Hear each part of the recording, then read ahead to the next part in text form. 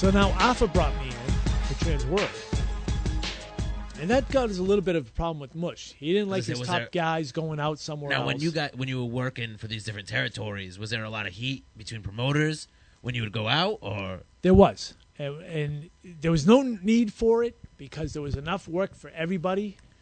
New England is a very big territory. Now, how would you find out about this heat? Would you find out personally from the promoter, or would it be from another guy? And said, "I don't want you working for the other guy." Straight up. Straight up.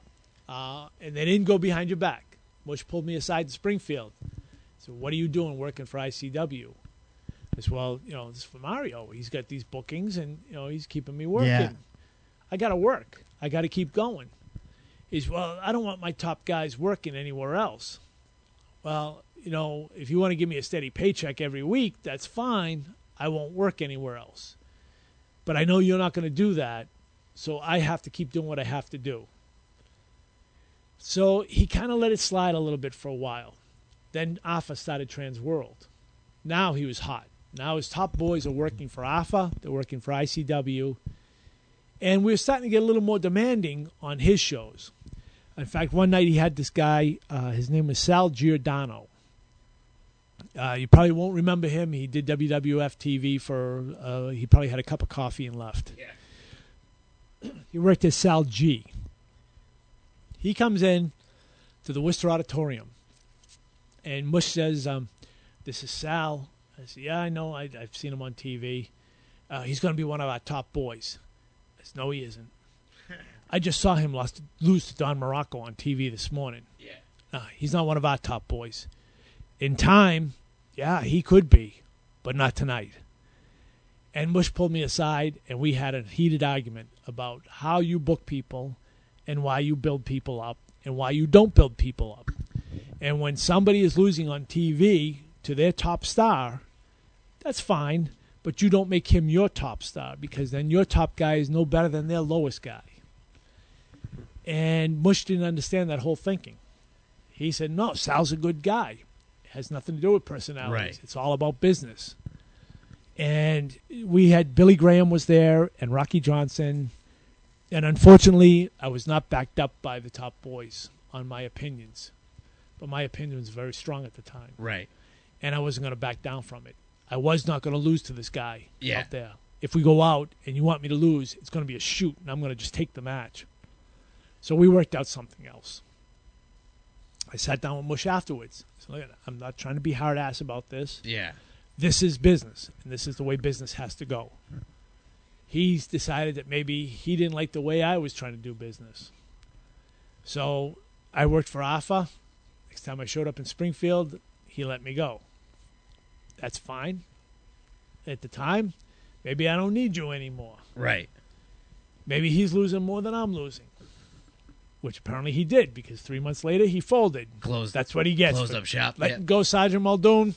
The hell with him. He's out of business. What happened then was Alpha booked me. He knew me from New York. Right. I knew the Wild Samoans. I knew Jules Strongbow. I knew David Schultz. All the boys that were on a lot of guys. A lot of guys.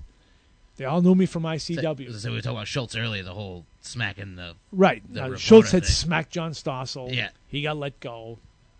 So he was out working for Alpha. Now, didn't you say that you I'm not sure if you heard from him exactly or Fuji, but that the idea was Vince told David that this guy's out here, he's doing interviews, he wants to interview the boys, he's being a little bit of a smart ass. Yeah, I was going to say, don't get me wrong, the guy who was doing the interviews was kind of a dick. Exactly.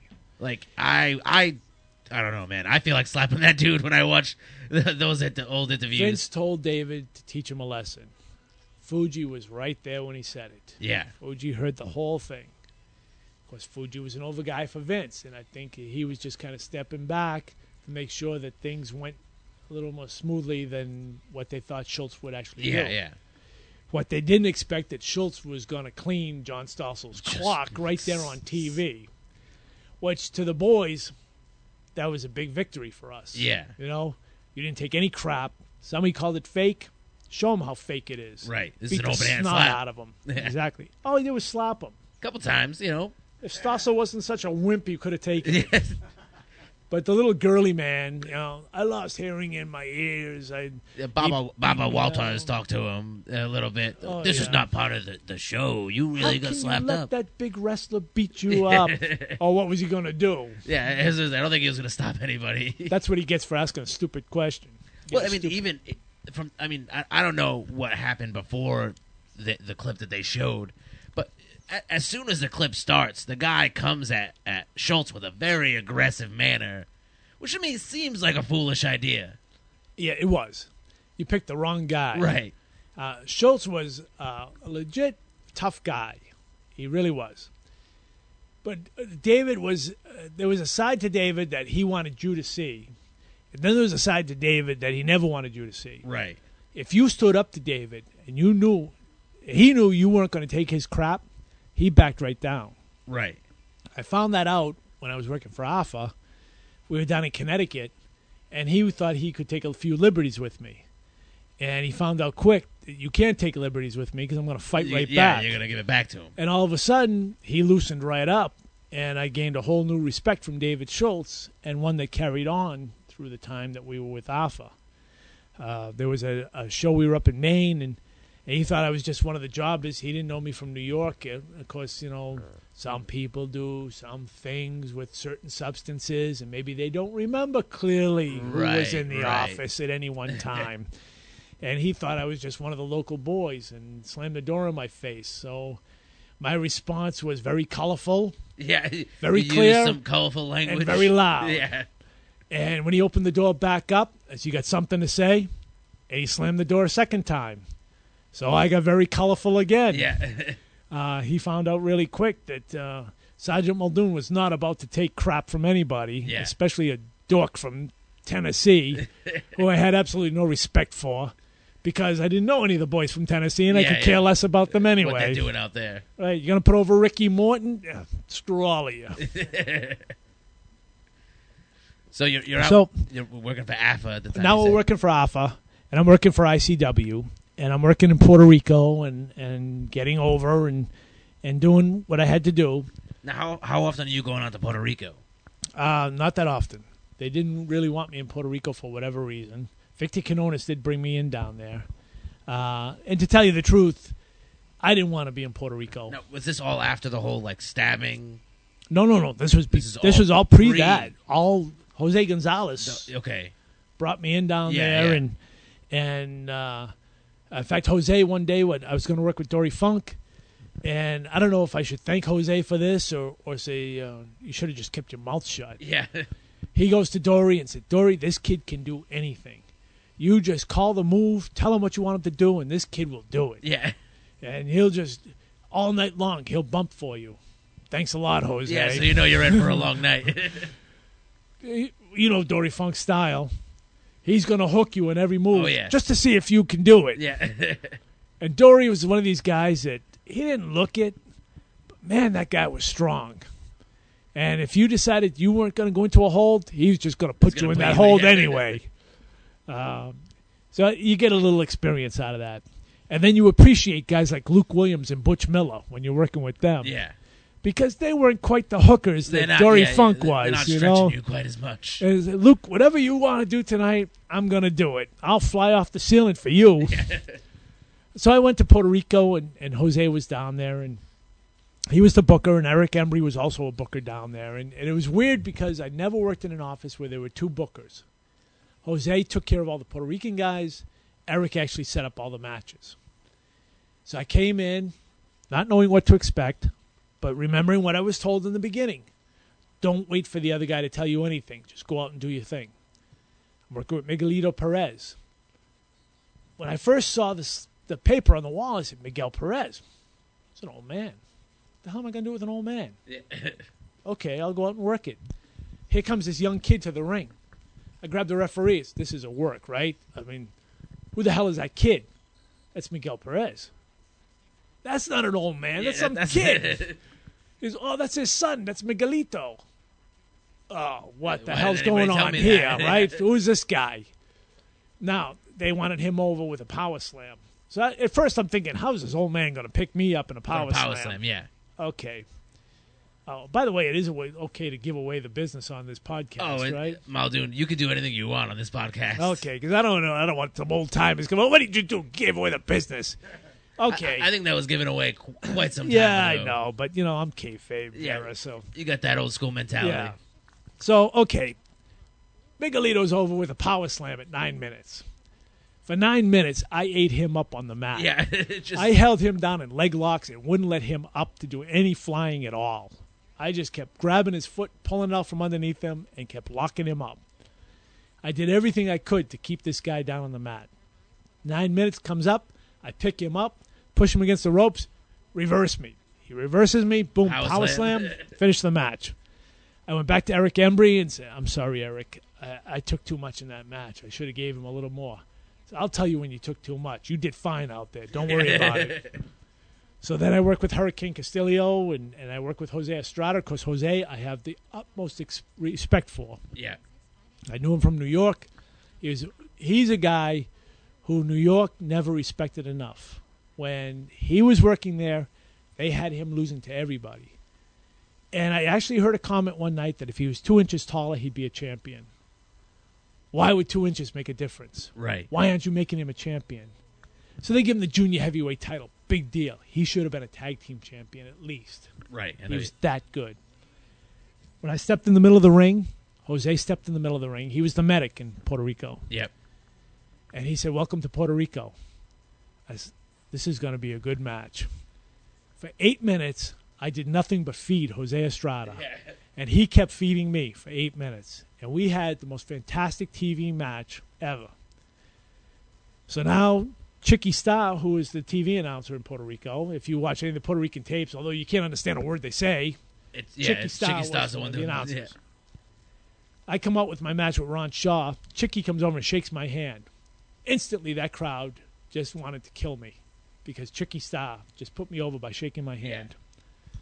So I'm in the ring with Ron. Here comes the Rock and Roll RPMs. Now, these guys are not Puerto Rican. They're Americans. Right. It's Mike Davis and Tommy Lane. Yeah. But they're over with the people down there. They're the equivalent of the Rock and Roll Express in Puerto Rico. Yeah. If you look at the WWC Classics matches on their tape, we're the first match on that tape. We had this crowd so worked up.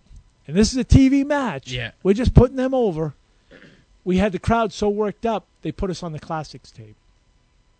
Ron and I worked about 8.5, 9 minutes with those two guys. It was a fantastic match. We felt good about the whole thing. But we're getting close to the end. And I know the TV there, 10 minutes, it cuts off. That's it. Yeah. As Mike, you got to get to your corner. No, keep going. Mike, we're going to run out of time. Yeah. No, keep going. Okay, it's on you. Yeah. We kept working him. Tommy Lane came in. Tommy, there's no time. Go home now. Yeah. I went down. He pinned me. We go to slide out of the ring. Ron's telling me, don't sell it. What are you talking about? We're on TV. Look around you. The people circled the ring. The RPMs left, and that left us alone in the ring. The people weren't going to let us out of the ring. They wanted to attack us. Yeah. The cops in Puerto Rico, thank God they were there. 6 cops surrounded us. So this is literally one of those, like, you needed police to escort you from the ring to the back kind of scenarios. They blocked us all the way to the back. When we get to the back, Eric says, was that the main event? That was really loud. I said, no, that was me and Ron. Oh, you guys are coming back to Puerto Rico. Oh, you're out of your mind. These people are nuts. We had rocks thrown at us. We had all kinds of nastiness thrown at us in the ring.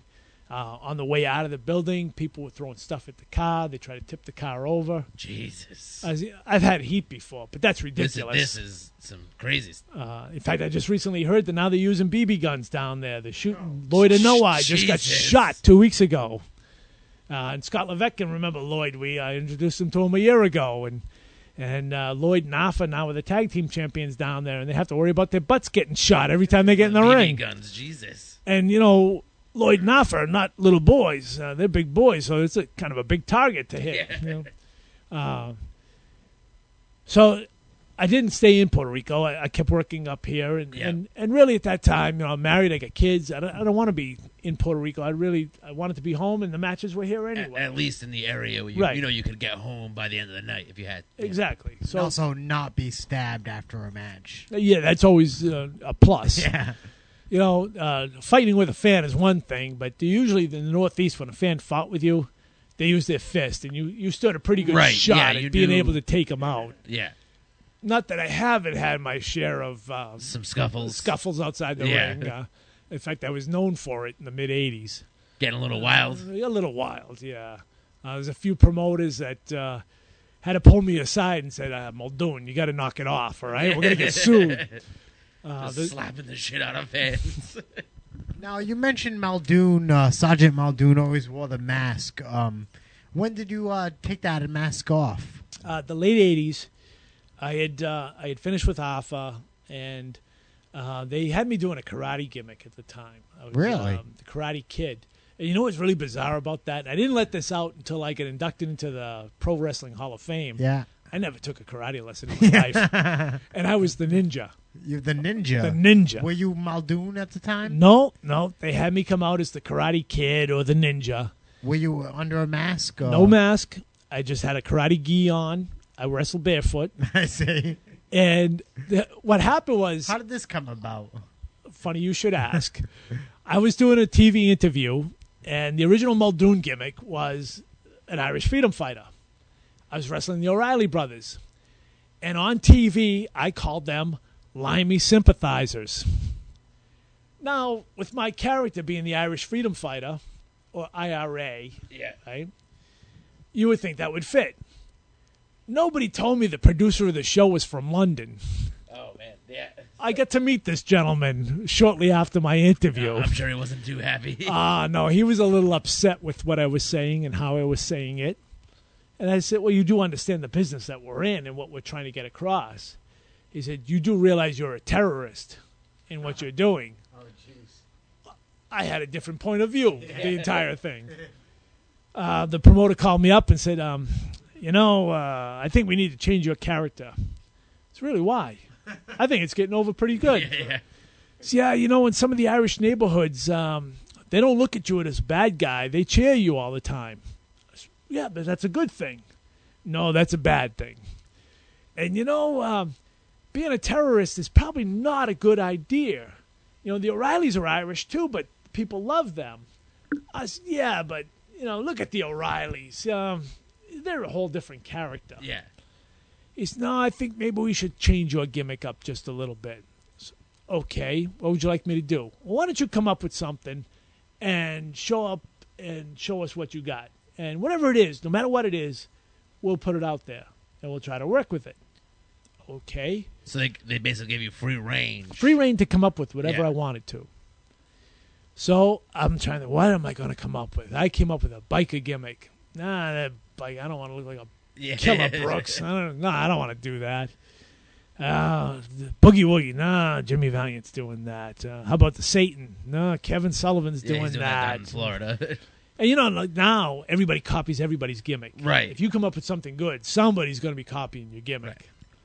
Right. He's pointing at me because he's saying I stole your gimmick. I'm pretty sure. No. I know. I don't mean, playing. People are going to steal your gimmick. No, I don't. I give them full permission to steal my gimmick, though. Yeah. Well, now I manage the convicts. Right. There's convicts showing up everywhere. All over the country. There's convicts exactly. It's all over the place because they know it's a good gimmick. Right. So I said, okay, what is nobody else doing? And I happen to be watching a Chuck Norris film, Eye for an Eye. And I'm looking at how he does his crescent kick. I can do that. I think I can do that. So I put my hands behind my back and wham. Oh, hey, I got a heck of a crescent kick. Wow. So I go out there, and I'm working with Tony Ulysses, and I get dumped outside the ring, and there's, I forget the guy's name, but he's with Tony, and he comes around the corner, and I do the crescent kick. Bang! And the crowd pops for it. I just found my gimmick. There you go. I'm going to do karate. I have no clue what I'm doing. So you got the crescent kick down, though. I did. I had a good crescent kick, so I'm on my way. Yeah. Other than that, I have no clue what I'm doing. So I start watching tapes of Professor Tanaka. And tapes are very hard to get in the mid-'80s. You just had to kind of get somebody with a VCR who happened to have a tape. Yeah. And I remember watching Dean Ho and what he did. So what I did was I mixed Dean Ho and Professor Tanaka and what I remember them doing, and that's what I put into my character. And that's how I did the entire thing. I also started watching Chuck Norris films because at that time, Bruce Lee was huge in the late 70s, but Bruce Lee was dead. Yeah. I don't want to mimic a dead guy. Yeah. I want to mimic the live guy who's hot right now, and Chuck Norris was the hot guy. So without totally copying his style, I started doing some of his moves, and it started getting over with the fans. All of a sudden, they didn't realize that I didn't know anything I was doing. And Richard Byrne, who was a master at Tang Soo Do, saw my character and said, hey, I want to bring you in to do my shows, little spot shows north of Boston. What was the actual gimmick name? The Karate Kid. The Karate Kid. The Karate Kid. How long did you do The Karate Kid for? About 2 years. And now, at this time now, I'm doing this, but I'm also doing Sergeant Muldoon. Oh, I for see. Alpha. Under the Mask, okay, right? Yeah, it's two different things going on at the same time. I see. So now, Richard Byrne brings me in. He builds me up as the ninja. I'm working with a master at Tang Soo Do. But I got to go out there and do what I got to do, right? He knows right away. I don't have a clue what I'm doing. But I did know how to wrestle. So I would go out and I would wrestle. And he would do the karate. And I would always put over his karate. I see. As opposed to putting over my karate. And when I had to be dirty, if I had to throw salt, I threw salt. If I had to sneak attack, I sneak attacked. Whatever I had to do. So Alpha sees this, that, geez, that karate thing just can't get over. Yeah. Maybe for us, you need to do a little bit different. Maybe we can mix Sergeant Muldoon with this karate thing. Geez, Sergeant Muldoon's under a mask. Yeah. How are we going to mix this? Don't wear the mask. Okay, that'll work. Now, did you guys do something where Muldoon lost the mask, or no? You just came out on I just TV? came out without the mask and started doing a karate gimmick as Sergeant Muldoon, which made absolutely no sense to me. Why a sergeant? But if you're giving me $250 a night, I'll pretty much do any gimmick you want me to do. You want me to dress in a little girly dress and go out there, I'll pretty much do that for $250 a night. So I did it, and it started getting over. All of a sudden, I'm in the main events with Jules Strongbow, and I'm working with Alpha and Sammy in the main events. Sammy is Samu. He was Alpha's son. And it's starting to get over. This karate gimmick is working, and we're really starting to build up. And the houses are really good. We're drawing some crowds to these houses. We're packing some halls. So all of a sudden, Sergeant Muldoon is no longer the bottom of the card anywhere. Sergeant Muldoon's the main event. Yeah. Everywhere. Well, everything that goes up has to come down at some point. Right. No matter where you are. And, you're getting into the late 80s now, and a lot of these promoters decided that we don't want to do cheap tickets anymore. We want to draw these big houses we want to promote to doctors and lawyers because it's a chic thing to go to wrestling matches. Right. They start charging $15 a ticket. At this time, what was the average price of a ticket before that? Before that, it was $5 average price. Like general admission. General admission, deal, $5. Buy in advance, you get them for $4. Okay. All of a sudden, it shoots up $10, $15. You have all these telemarketers out there, telemarketing shows, selling these ad books. They're calling up. Guaranteed shows. You had a full house. Wasn't even wrestling fans that showed up. Right. They had no clue who you were or what you were doing out there. But we're all making money. We didn't care. Right. That's the part where we're going up. All of a sudden, that stops. Now we're going down. You hit the peak. We hit the peak. All of a sudden, there's not so many shows anymore. All of a sudden, we can't make any money at this anymore. Right. Promoters are paying you $50. I can't even put food on the table $50. Right. I got to go get a job. This is nuts. I can't get back into New York because he's got 300 guys working on his roster. He's got a giant roster. How long had you been? You said this is the late 80s, so you're already a decade plus in. Right. I'm already, in experience, I'm already a decade plus. I've already worked in a lot of territories. I've worked with a lot of top guys. I went back to Vince. I didn't actually talk to Vince. I talked to Pat Patterson. Yeah. Asked if there was a spot. maybe you can bring me in. And he said, there's no more spots like there used to be. It's totally different now. Yeah. Somehow along the way, I had missed the point where you could just go in and ask a promoter for a spot. Right. And they would either give it to you or they wouldn't. Now you had to go into development. Development? Are you kidding me? Yeah, you had already been working. They wanted me to go out to some area in the Midwest and learn how to wrestle. Pat, I already know how to wrestle. Right. What the hell are you talking about? No, you have to go through development before you come up. Well, I wasn't about to do that, so ego took over. It's basically starting from scratch again. Exactly. The small independents were starting up all over New England, though. New England Pro Wrestling was starting. Yep. Joe Eugenio. New England Pro Wrestling, I was going to say that's Joe, right? No. That was, at that time, it was Rick Martello. Okay. Joe Eugenio, who became New England Pro Wrestling later, was Yankee Pro Wrestling at that time.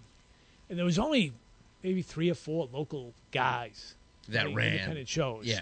It's not like it is today where everybody tries to run a show and every city has got a promoter. Yeah. We'll get into that. Yeah. What I don't like about that. But anyway, New England Pro started. They were looking for a booker. I had already been a booker for Northeast Wrestling. Right. And so I said, well, okay, I'll come in. I'll take the book. But if I have the book, I have free reign over what I do. You're still working full time. I work the shows. Yep. But I also have full reign over what happens, who's the champions, who's we're pushing, who we're not pushing. They agreed. It's fine. It's your show. You do what you have to do. Just let us know what you're going to do. Yeah. That's fine. And it actually worked out very well. From 91 to 95, New England Pro Wrestling was one of the top independent offices in this area. Yeah. We started with spot shows until we got Salisbury Beach. And Salisbury Beach was an old arcade. Okay. And somehow Rick was the master at getting people to do things for him. Yeah. He talked Danny Levy, who is this guy who owned all these arcades, into giving us a building at Salisbury Beach, renovating that building, making it a wrestling arena, actually giving us a locker room with showers. Whoa, hey. Closed circuit TV so we could see what the matches were out there. So you guys could watch in the back and stuff, as they say. Exactly. Yeah. We had an office where we had our sound booth. We had a ring announcer in the ring, and we were all hooked to mics and headsets. Yeah. So that I could talk to the office, I could talk to Brian Webster, who was our ring announcer, and I could talk to the people at the front door at any one time during this show. It was great. Yeah. We were starting to bring in a lot of talent. You said this is all in Salisbury? This was Salisbury. Okay. Now, leading up into that, we were in the early 90s now. Okay? And we were running New England Pro Wrestling. We were taking guys who were leaving other offices and bringing them in. And they were doing kind of spot shots here and there. Yeah. We had like Silvano Souza come in for us. Ricky Sexton came in for us. Chris Duffy. Guys who had trained with Walter, Primo Manzello. Yeah. They came to work for us. And they would get their paydays. They were all happy with working for us. They liked the way I was promoting the shows. That I would take guys and bring them in and do things that made sense. If a guy was small, chances are you were going to take a beating out there. Uh-huh. If a guy was big, chances are you weren't taking a beating out there. But if you didn't know how to work, you weren't the guy that got pushed. Now, at this time, were you, as a booker, were you still involving yourself into the matches? I did that, yeah. And when I first started taking the book, see, back in the 80s, a lot of guys who were the bookers were also the champions. Yeah, yeah. You always booked yourself to be top. Yeah, of course. You always booked yourself as a good guy. I never liked myself being a good guy. I always found it easier for me to get people to hate me than it was to get people to like me. Yeah. A lot funner that way, too. It's like an opposite of how you really are, though, John. Because, I mean, in real life, you're a very likable guy. But I can see where people wouldn't like Sergeant Muldoon. Right. Your character has to be the total opposite of your actual personality. And there's an eye-opener for wrestling. The nicest guys I ever met in this business were some of the biggest, most vicious heels in this business. And the guys were the like baby faces. Super smiley. Everybody loves them. They were the biggest dicks that you ever met. Big in heads. Life. Exactly. Ego is... Ego. It's killer. It is killer. So I put myself in, but not as the top guy. Right. I wanted somebody else to be the champion. I didn't want to be that booker that made myself the Put champion. himself over, yeah. So I put other guys in those positions. Well, now comes 93. Now we're a couple of years in. We've been doing okay. We're drawing houses. The boys are happy working for us. We decide we have a title belt. We're going to have our own singles champion. We're not going to bring in anybody else's champion. We're going to have our own champion. Yeah. So I gave it to should I mention his name? I'm not sure he's going to hear this podcast, but it was Brendan Hughes. Okay. Who became our first champion. And it was down in North Grosvenor, Connecticut. We put him over for the strap. And I thought that Tully McShane was going to be the guy who was going to carry the office on his shoulders. Right. To me, he was the guy who worked the best, had the best gimmick, and we could bank on him to be the guy to bring us along. Now, we also had P.J. Walker. Which people know now is just incredible, right? Just incredible. Exactly. And back then, he was just on the verge of going into New York as Aldo Montoya. So he was just getting ready to be the Portuguese man of war. He's doing the whole deal. With a jockstrap on his head. face, yeah. Yeah. So, but we had him as P.J. Walker, right. And he had a win against Mike Rotundo on Monday Night Raw. And you guys had him. And we had him on working your for us. show, yeah. So we are getting credibility now, you know. And the New York office is kind of watching what we're doing because we're drawing some houses. Yeah. And we didn't have a lot of top guys. I would book one guy that was a name and let the rest of the card build itself. Right. You're trying to create your own stars. Exactly. The stars we had were guys who were building up. One of the guys we had who became pretty much a legend in New England is Steve Bradley. Mofo. Steve was just starting out. He was a skinny kid. A lot of bookers didn't want to book him because he was a skinny kid. Yeah. There's something about Steve that just drew me to this kid. You seen something in him. He had a work ethic like nobody else I ever saw. Yeah. He would get there early and work on moves. You're out of your mind trying to do this stuff. Yeah. He said, yeah, but I think I can do it. And so I said, okay, if you think you can do it and you're not going to kill somebody, go for it. Yeah. Do it. His tag team partner was Brutal Bob Evans. Okay, yeah. Who everybody knows. Everybody knows Ring Bob. of Honor, and Bob is an incredible talent. Absolutely. But Bob back then had a real big mouth. Yeah. Not that that's changed at all, but Bob has a lot more respect for his big mouth now than he had back then. Back then, he was just a young punk kid that didn't know how to shut up. And I had the same feeling as a lot of promoters back then. Why would I book this guy? He never knows when the hell to shut up.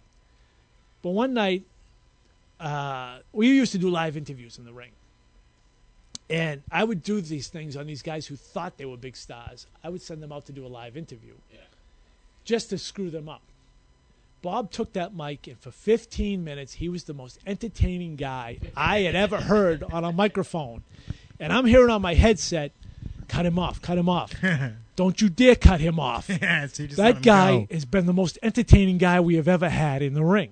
That's it. So Bob became a regular for us. Yeah. And all of a sudden, I started becoming a Bob Evans fan. I said, you know what? This guy is no longer going to be on the bottom of the card. We're moving Bob Evans up. Yeah. He's going to be main event. He's going to start doing stuff for us. He's going to start drawing houses for us because he knew what the heck his role was out there. While a lot of promoters would just look at him and say, yeah, he's a big mouth. He's a big mouth with a talent. Yeah. That hasn't been discovered yet.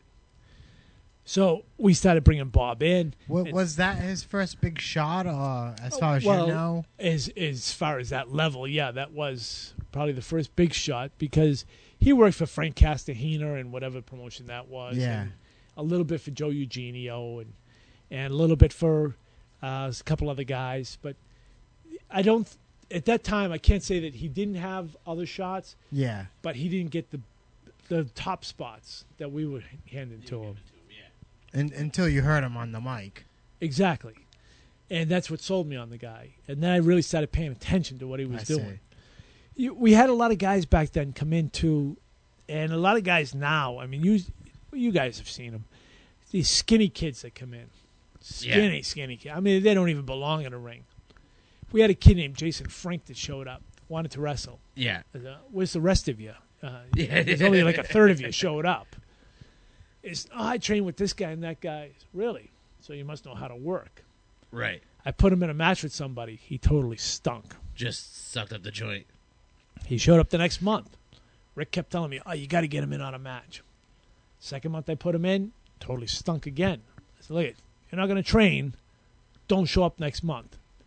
He shows up again. Now I put him with me. Jack Savage was my referee. Jack said, what are you going to do? I said, well, just before I'm going out there, I'm going to tell him he's over. Yeah. He said, why are you going to do that? Because I ain't putting him over. Yeah. I went out there. He totally expected that I was going to let him win. And for 5 minutes, I beat the snot out of this kid. And to the point where I had to show some mercy. I'm like, I can't do this anymore. I'm feeling like an asshole beating this kid up. Yeah. I let up on the kid, and Jack says, why are you showing any mercy at all? Keep going. Yeah. So, okay, I'm either going to hurt this kid and totally take him out of wrestling, or I'm just going to teach him a lesson. Yeah. My thought was, just teach him a lesson. I can't go out and deliberately hurt somebody in a match. I mean, if you have the heart, you have the heart. Right. If you don't have the tools, you don't have the tools. You have to face that yourself. Yeah. I took him, beat him up, showed him he didn't have the tools. Go get the tools and come back, or don't come back at all. Right. He wore 3 shirts. I didn't know this. He wore 3 shirts in that match. When he got back to the dressing room, the boys pulled up his shirts on him. They could see my handprints all over his chest. Through the 3 shirts. All right. That was his inkling that he didn't have the tools. It's time to leave. Now, at this point, this is, you say late 80s? Or No, we're in the 90s. We're getting to the early 90s now? But what that did was it also sent out a message to skinny kids. Don't go working for New England Pro Wrestling. You're going to get beat up. Unless you Muldoon's going to take you in the ring and slap the snot out of you. So I started bringing guys in, and my whole thing was you had to have a character. You had to have a gimmick, or I wasn't going to book you. And I didn't care what your character was. I didn't care what your gimmick was. As long as you had something. As long as you had something. You had to bring something to the ring. So I had guys like Joel Davis that came in, and everybody knows Joel. Yeah. And Joel was a bigger star to Joel than everybody else. Yeah. And I kept putting him in and trying to bring him along. And Joel was probably his own worst enemy. He didn't get along with a lot of guys because of his ego. We'll let it stay at that. But then I did take guys like the Candyman, Jerry Seavey. Yep. Who wasn't getting a push anywhere. And I'm thinking, you know what? I like this Candyman gimmick. Yeah. I think I can do like something. the character, like you try to... And Jerry became one of our top guys. Yeah. We also took Perry Saturn and John Cronus, who had just come off of Japan tour. Right. And Perry came in and asked if he could work with us. I said, well, Perry, geez, we're not making a lot of money here. We're not going to be able to pay you like you could make in the big offices. He said, doesn't matter. We just want to keep working. Yeah. So they were just looking for anything. Anything.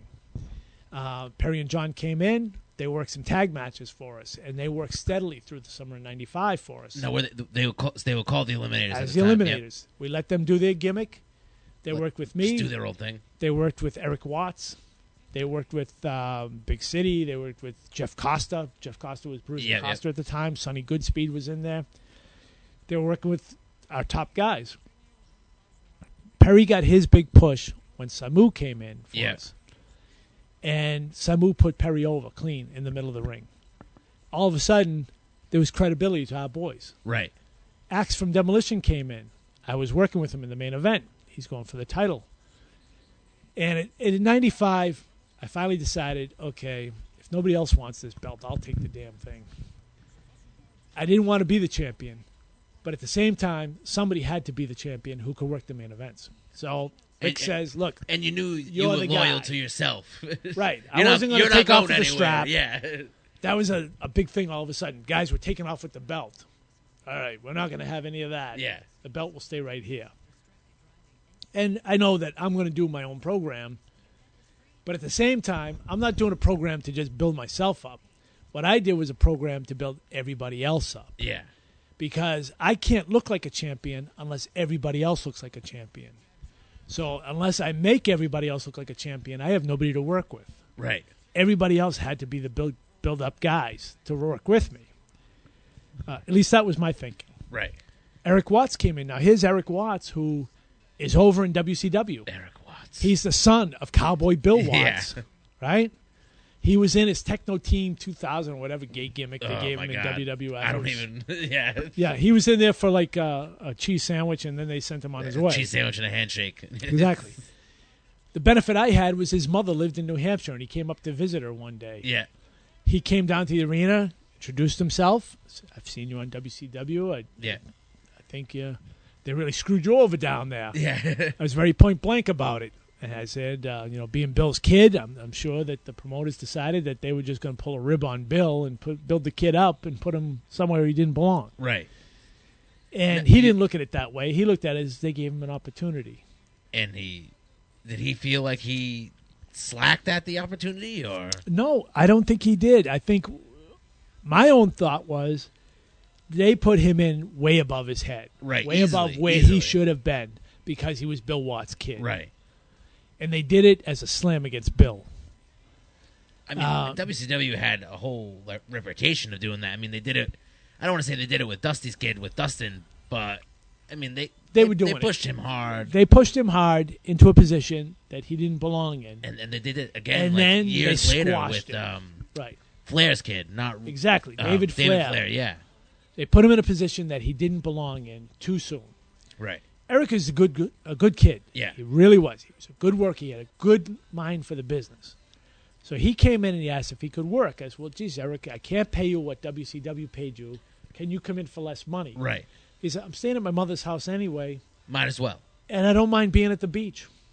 If you can it's use not a bad me. place to be. Eric came in to our training sessions. We would have training on Monday and Wednesday nights. Eric came in and worked with the young kids. And it gives you a whole new perspective on the guys who are over in the business. Right. When a guy like Eric Watts will come in and help the young kids give a come helping up. hand, yeah. So I feel like I'm not all alone in this. Yeah. I want to build up these kids. Eric wants to build up these kids. Let's do this together, and let's really build an office that's really going to be something people want to come work for. Yeah. So we were doing that. We started doing angles. We started involving other people. And someone who you gentlemen would know, Derek Mulhan, who of course, the obvious average fan would know who he is. He was Jason the Slasher. Derek was just breaking into the business at the time. Right. He came up and asked me if he could work. I said, well, what's your gimmick? So he told me Jason the Slasher. I like it. Right, yeah. Oh, we got to bring you in. Yeah. I liked his whole look. He was green. Green as grass. So all of a sudden, I put him in with Tony Atlas. I put him in with Eric Watts. I put him in with the Eliminators. He was pretty much having anxiety attacks every night. Every night, yeah. You can't keep doing this to me. You put me in the main events. I wouldn't put you there, Derek, if I didn't think you could do it. Right. And he said, but I'm just starting out. It doesn't matter. I'm putting you there because I want you to learn. I want you to learn how to be a main event wrestler. I want you to learn how to be on top with me. I want you to come along and come for this ride with us. And Derek did really well. And he learned really fast because we were giving him the breaks. Yeah.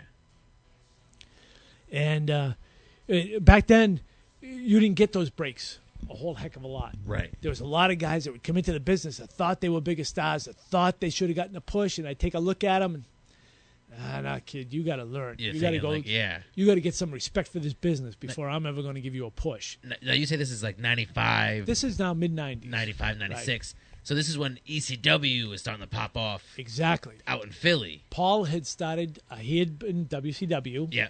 And, of course, he had his problems. He decided he was starting East Coast wrestling. Yep. A good friend of mine, Damian Kane. Okay, who is a guy I trained with back in the early 80s. Was out there as his first manager. Yeah. And Damian was working, and very good guy.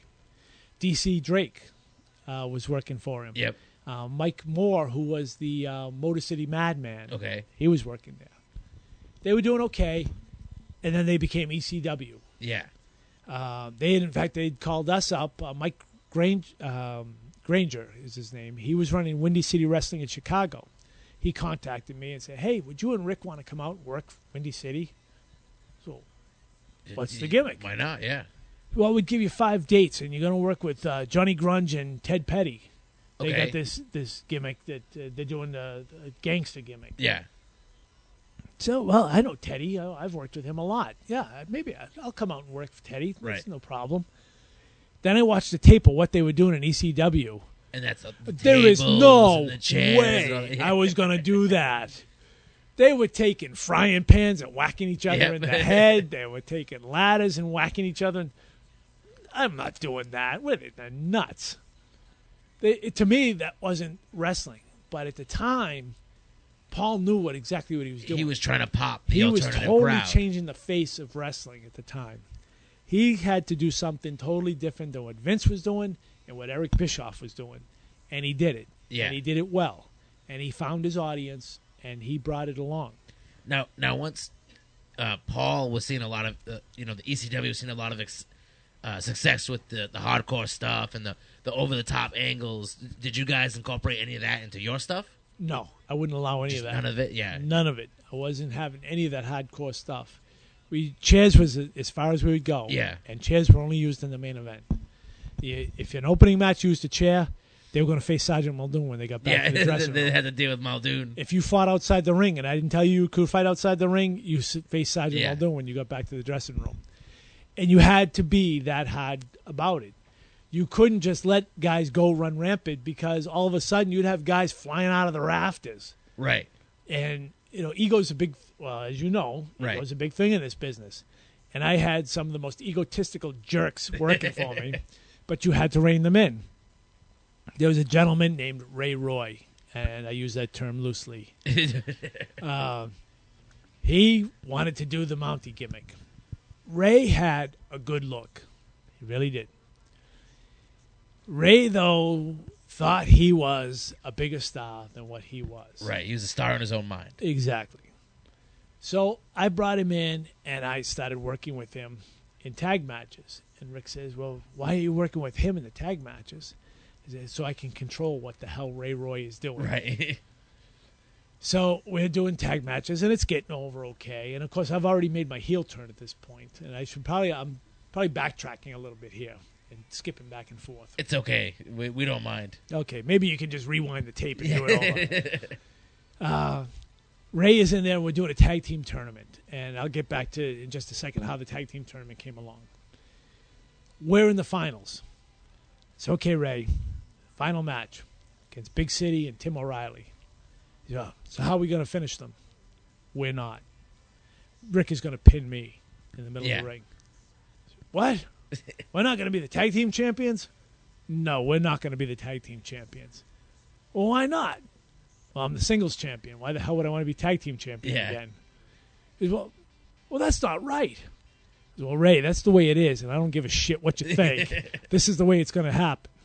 All right? Big City's going to come in. He's going to do the splash on me. You don't even have to get pinned, okay? We don't have to bruise your ego. I will take the pin. When I was champion, and if anybody, and I know there's historians out there that kept track of all this crap, even though I didn't, and I was the booker and I didn't keep track of this stuff. Oh, you didn't have an actual big book you made 5 copies of? Oh, no, God.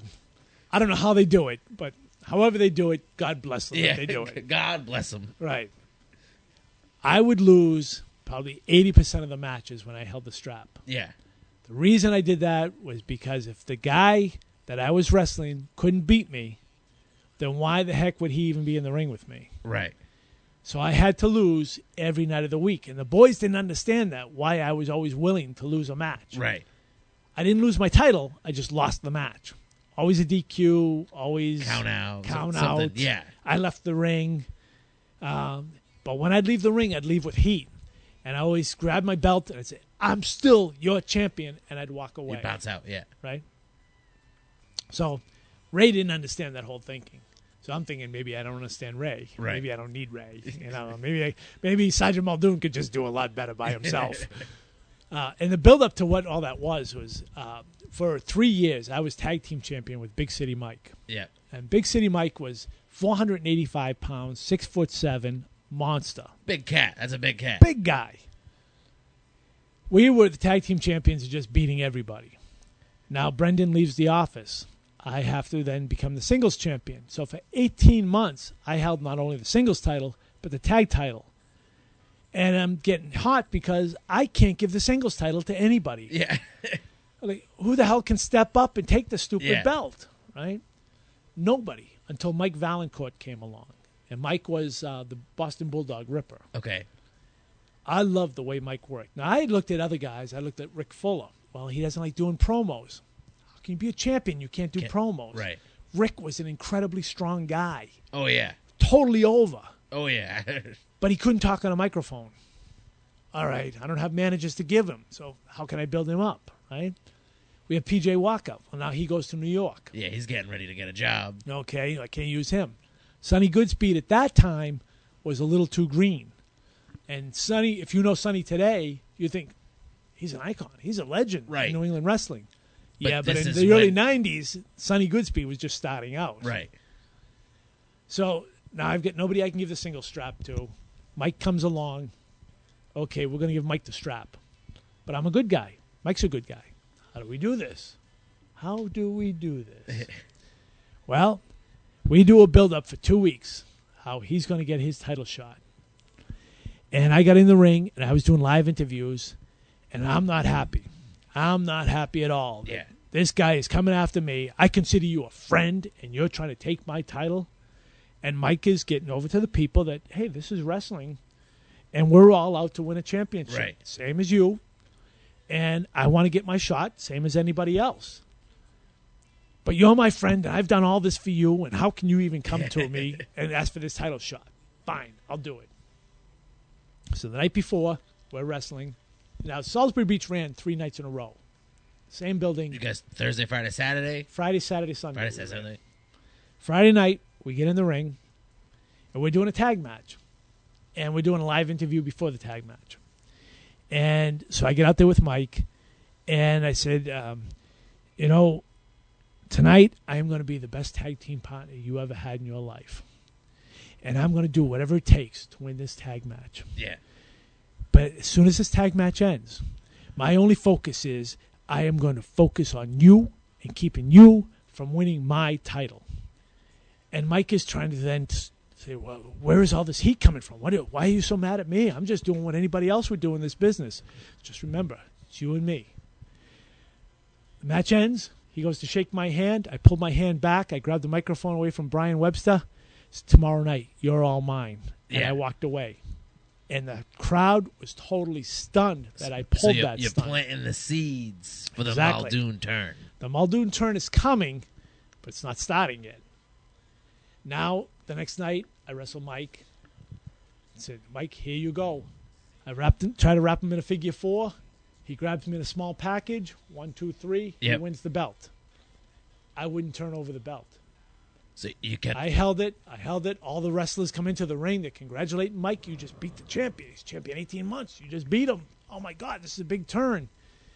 In the middle of the ring, I shook his hand. I handed him the strap and said, you are the champion. Congratulations. And I walked away. The crowd still popped for me. Yeah. Now, 2 weeks later, Mike comes to me. Sarge, I blew out my ankle. What? Oh, man. How can you blow out your ankle? God. It's not his fault. Right, still, yeah. You're still pissed. He said, I can't do it. I cannot keep working. I have to give up the strap. Mike, I have nobody in place. I have the guys you're going to work with, but nobody's in place to take the strap. He said, why don't you take it back? I can't. I'm the tag team champion. How can I take the strap again? That would just be greedy. I mean, what message would I send to the boys? He said, well, don't do it as Sergeant Muldoon. Do it as under a mask gimmick. And then reveal to the people that you're Sergeant Muldoon. I said, what would that do? He said, you start your heel turn. You start becoming the heel that you wanted to be anyway. And Mike convinced me in this little half-hour conversation we had that not only did I need to be the singles champion, but I would then become the face of the office again as a heel, which is where I wanted to be anyway. Yeah. Oh, what do we do with the tag straps? Break up the tag team. We have a tournament. Okay, well, things are really starting to look up here. Maybe this might be the shot in the arm we needed anyway. Spice things up a little bit. Exactly. Change it up. All of a sudden, things aren't just going so smoothly. All of a sudden, the waters are really getting choppy around here, and things are happening really quick. I go out under a mask gimmick. I'm Dr. Death. I have a purple mask, a purple suit, and everybody's calling me Barney. Yeah. I'm getting hot. The hell with the people. I'm getting hot. Barney. I'll give you Barney. So now the manager we had at that time was Kenny Quimby. And Kenny looked like the Grand Wizard. I mean, legitimately looked like the Grand Wizard. Yeah. So that's what we went with. The week before that, I had thrown Kenny over the top rope to get him out of the ring. Yeah. Now he's out there with me as my manager. Not that I needed a manager, but I didn't want anybody to know who was actually under the mask. Right. We do the match. I take it away dirty. I attack his ankle. Keep beating on him. Now, obviously, he can't get up and walk anyway. Right. So I take him out with a leg hold. At the end of the match, Brian Webster says, and the winner is a new New England heavyweight champion, Dr. Death. I pull my mask off. Sergeant Muldoon. Yeah. Rick comes to the ring. Now, Rick is Big City Mike. Yep. He comes out. What are you doing in this ring with that guy? He's pointing to Kenny. Kenny's 5'3", 100 pounds, maybe. Rick is 6'7", 485 pounds, and Kenny gets up in Rick's face, and I had to do all I could to keep from laughing. Yeah, just from pointing in Rick's face. And say, you've been riding his coattails forever. You don't even deserve to be a tag team champion. If it wasn't for him, you wouldn't be anything. Rick looks like he's going to hit Kenny. I attack Rick, and right away start beating on him. Yeah. Kenny pulls out the handcuffs. I handcuff Rick to the ropes. And I start reading him his rights. You have the right to remain silent. Now, I'm doing this in a microphone. Yeah. If you give up that right, I have the right to beat the crap out of you. And Kenny pulls out my billy club. Yeah. And I start beating on Rick with the billy club. Mike gets up to try to make a save, but he's hobbling. I take out his foot with the billy club. Take him down. He's out now. People are actually crying in the crowd. They cannot believe I am doing this to Rick and just stomping him and beating him. So we leave the ring. I leave him cuffed to the ropes. They have to wait for the key. What key? I don't have a key. Yeah. Leave him out there all night. The hell with him. It took a half an hour before I'd give up a key so they could uncuff him from the rope. My whole thought was, this is going to be the biggest thing we ever did. Yeah. The next night, I have to come out, and Brian Webster says, there's a person who has to come out here and do a lot of explaining. My music was Bad Boys from the Cop Show. Yep. When I was coming out. What you want to do? Exactly. The next night, it changed to Breaking the Law by Judas Priest. And that's been the song. And that has been the song since. I came out, and you hear those first few beats, and I heard that crowd reaction when I came out. That's the song I'm going to stick with.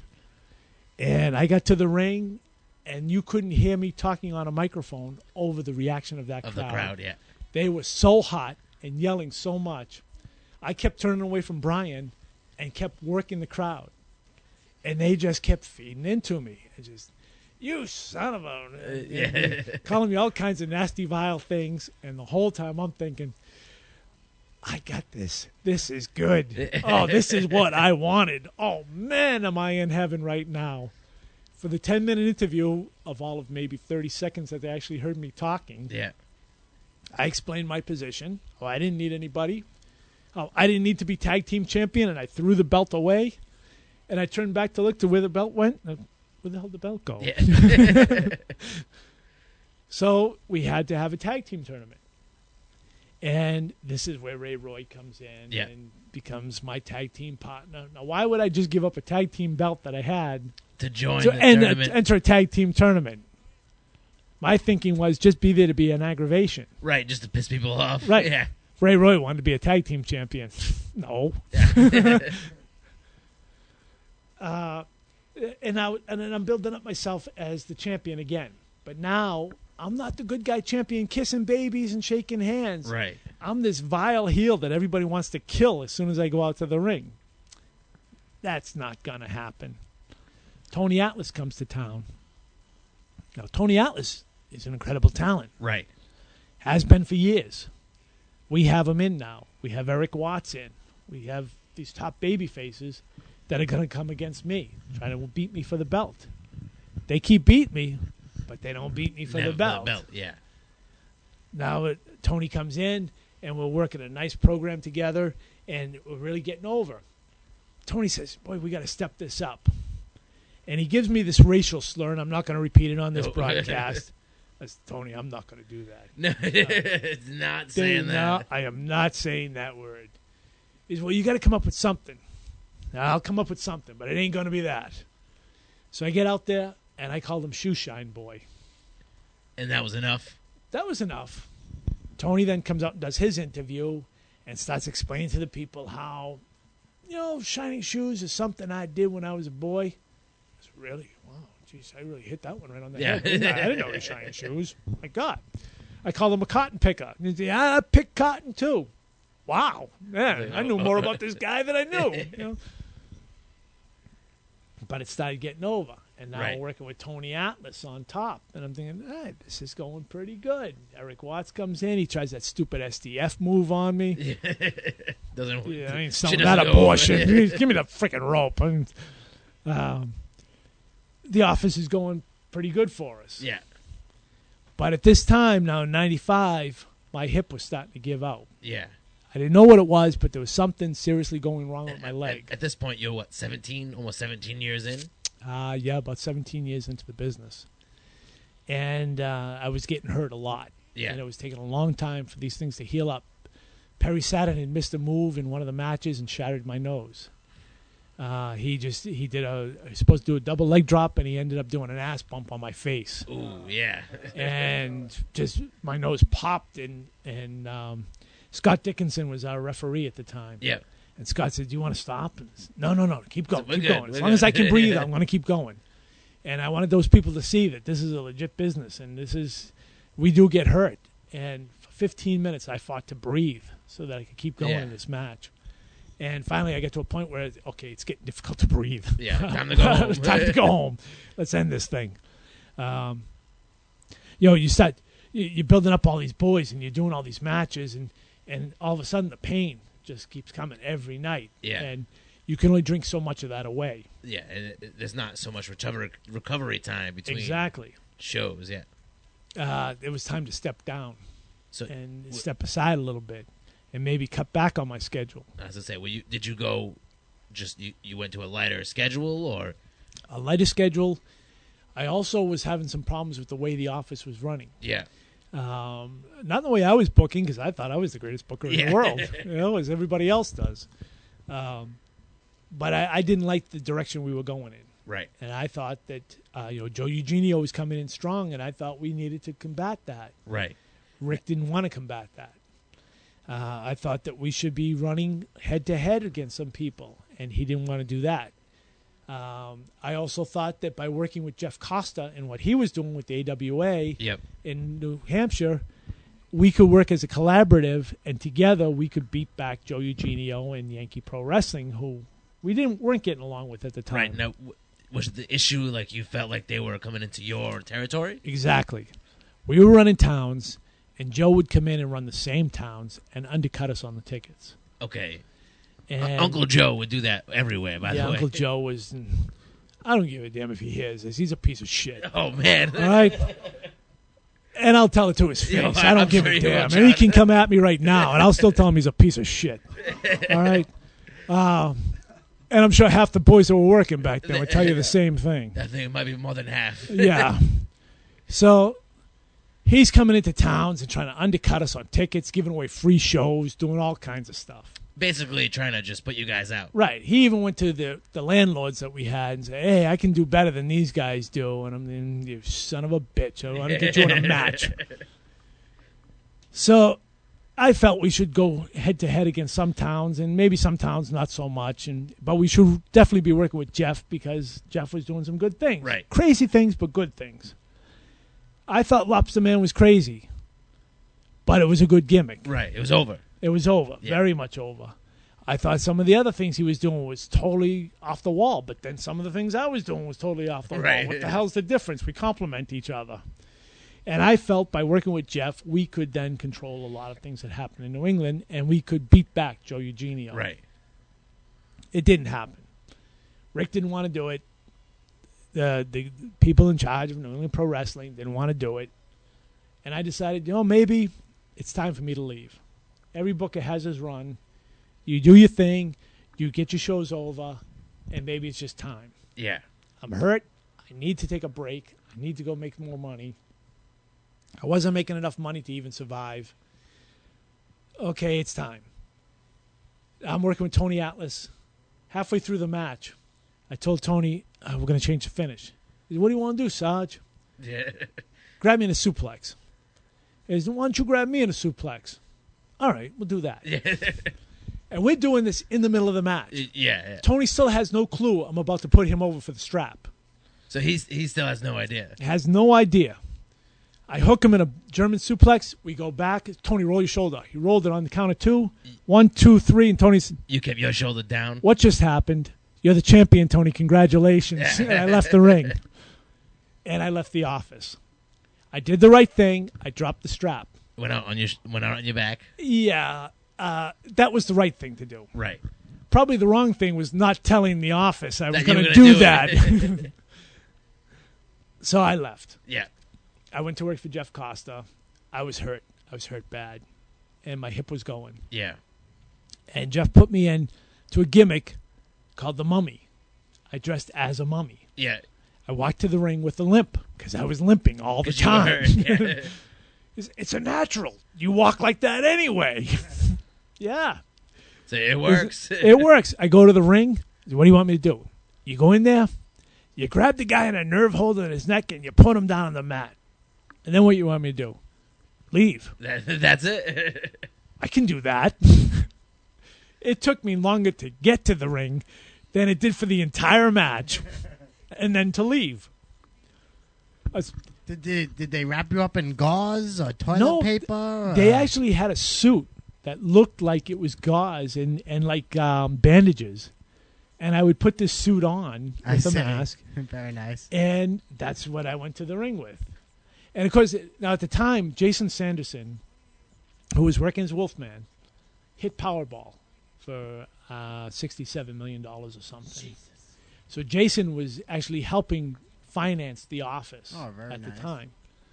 And I unless a lot of the boys that went to Jason and asked for loans and all kinds of other stuff, I always considered Jason a friend who would not do that to him because I value the friendship more than I value anything. If he hit Powerball, congratulations. Good for you. Do the right thing. Don't fall for gimmicks. And I even talked to him about this. I said, Jason, there's going to be people that are your friends that are not going to be your friends anymore. There's going to be people that are going to come to you and ask you for loans, and they're going to want you to give them money for whatever reason. Don't do it. He was helping Jeff finance the office. Well, okay, if that's what he wanted to do with his money, that's fine. It helped me out a little bit with the gimmick that I probably couldn't have afforded at the time. Yeah. And he helped me to stay in the business a little longer than maybe I should have.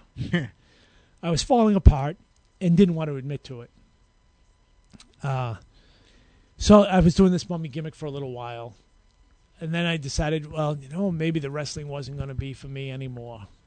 I have to start coming up with something else I can do to stay in the office.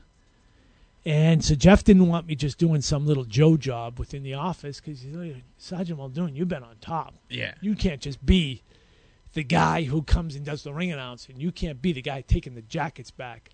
We got to have something better for you. Right. Well, put me in as a referee. Make me a special guest referee. Yeah. So they did. I did the match where Jeff worked with Jason. They put up the Powerball winnings. And if Jeff beats Jason, he wins the money from Powerball. Yeah. Channel 9 from Manchester, New Hampshire actually came down and filmed this for the 11 o'clock news. That's awesome. I was the referee. So Jeff hits Jason with a gimmick, pins Jason in the ring. I count 1, 2, 3. I lift Jeff's hand up. The gimmick falls out. What the heck is that? And Jeff, of course, is denying any involvement in this. Yeah. No, that's not what I don't know where that came from. I picked it up, went to Jeff. What is this thing right here? Restart the match. Jason rolls him up, pins him 1, 2, 3. Turn Jason towards the camera. There you go. Shine. You're on Channel 9 News. Okay?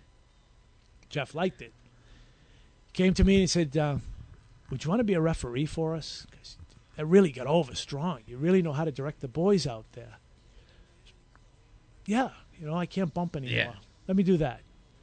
So I became a referee, and I did it for probably about 2 years for Jeff. I would come up into 99 at this point. And I was doing a match, Bert Centeno. I don't know if you guys know him. He's El Mascarado. Okay, yeah. He was Kowalski trained, known him for years. He's running a show in Worcester. MTV was coming in to film this show. Okay. And I had to ask him a couple times, you mean music television, the cable channel is coming in to film your show in Worcester? It's like, I'm confused by this. I'm very confused by this. Why are they filming El Mascarado's show in Worcester? I have no clue. What I didn't realize is they're doing a documentary on Tony Atlas, and he had Tony on the show. Was it the one with Amanda Storm punching him in the face and exactly. stuff? Yes, okay. That's the show. And that's a funny story, too. So I get up there, and this is 99, May of 99. I'm now coming up on 20 years in the business. And I'm getting ready about a week away. I'm going to be 20 years in this business. I can't believe I lasted this long. Yeah. You know, and I've done all the things I've done, wrestled all the guys I wrestled, and you start reflecting back on that when you think of 20 years in a business. Oh, my God, you know, with all the people I've worked with, had the opportunities, right? But I'm hurting, and I'm hurting bad. But I didn't let anybody know this. Yeah. I wanted to work. I wanted to keep working. So I'm in a tag match that was Amanda Storm, whatever her name was. Yeah, yeah. She's actually a shoot fighter from Maine. Yeah. Tony tells her, don't hold back. Just go ahead and punch me. Parlay, just go. Just go nuts. She broke her hand punching him. Oh, Tony's got a hard head. Yeah. He came back. His face was swollen. Her hand was busted. She's doing everything she can not to cry. I said, you know, it's the boys. We understand. You know, she, no, I'm fine. I'm fine. Her hand was 3 times the size it should have been. Just get her some ice packs. Go get the EMTs back here. She broke her hand. No, I'm okay. Yeah, you're crying over there. Yeah. She actually, as bad as her hand didn't look nearly as bad as Tony Atlas's face. The boys had a ball with that. Oh, I'm sure. Oh, yeah. Tony, what's worse? You got beat up or you got beat up by a girl? He's, oh, brother, this is good for the business. Oh, yeah. As long as it happened to you, it's great for the business. Yeah, my face over here, not so good. And when I sat down with Tony as this show was coming to start, and I realized he had a microphone on, and I didn't notice it at first. Yeah. And I put my hand on his chest. He said, Sarge, what's wrong? What's that on your chest? He said, it's a microphone.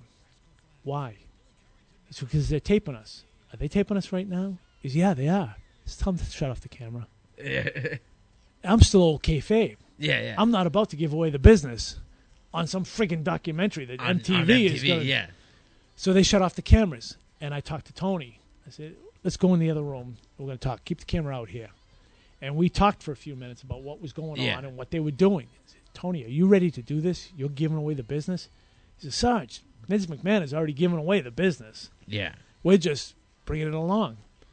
I said, I can't do it. I cannot do it. I cannot stand on a tape and give away the business. Yeah. It's wrong. It's just freaking wrong. I said, you do what you want to do, Tony. I'm just going to go and don't, if there's no hard feelings, nothing, you know, I don't want to heat.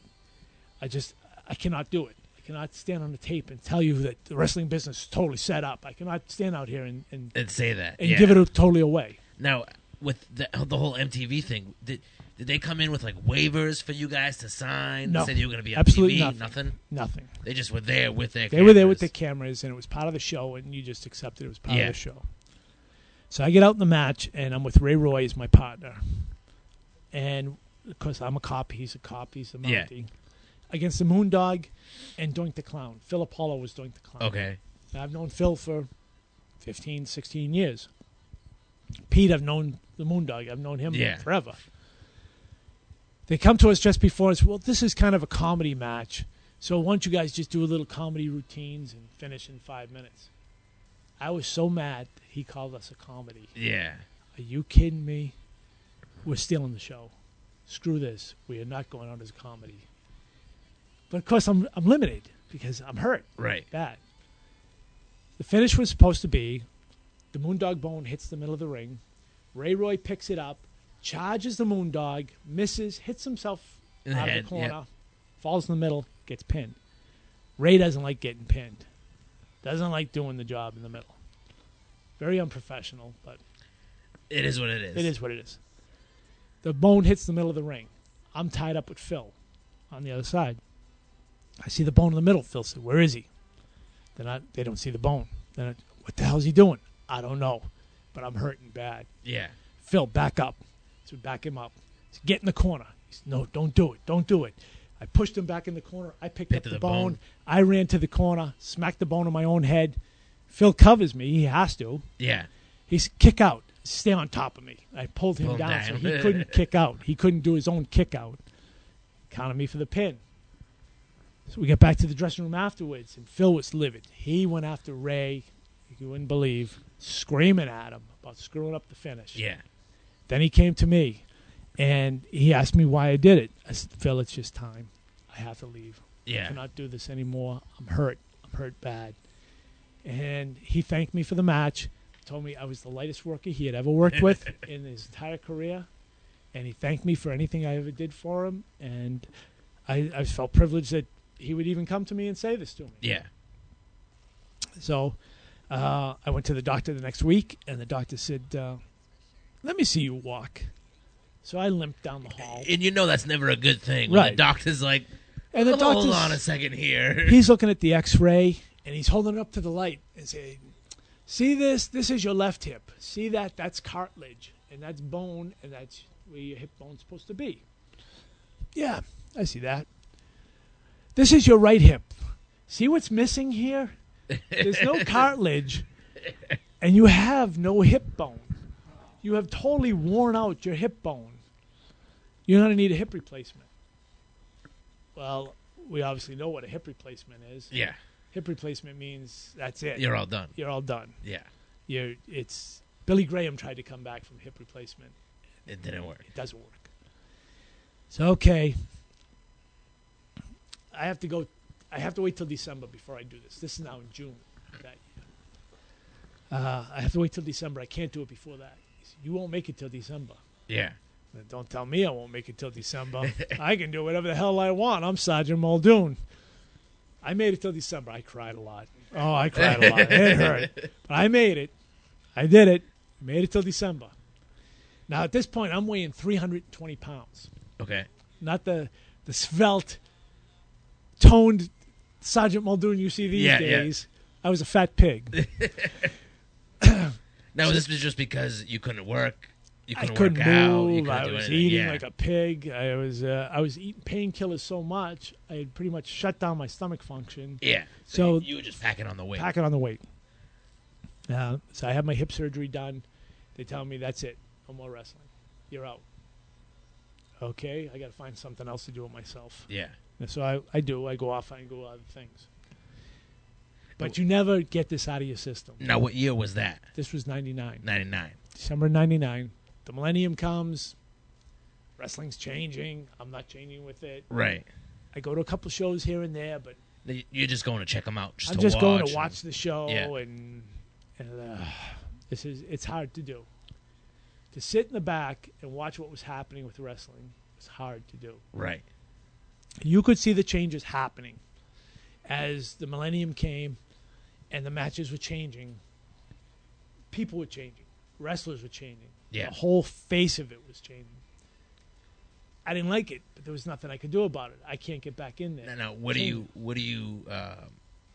put the blame on for the change? I blame the promoters for letting it change. Yeah. I don't blame the boys. The boys are going to do what the boys have to do to get their bookings and do what they're going to do out the ring. It's not their fault that the bookers were a bunch of wusses that didn't stand up and tell them, this is what I want. This is what I want. This is what you're going to do. You can't just put your friends out there because they're your friends. Right. Business is business. Friends is friends. And I had a lot of friends when I was a booker.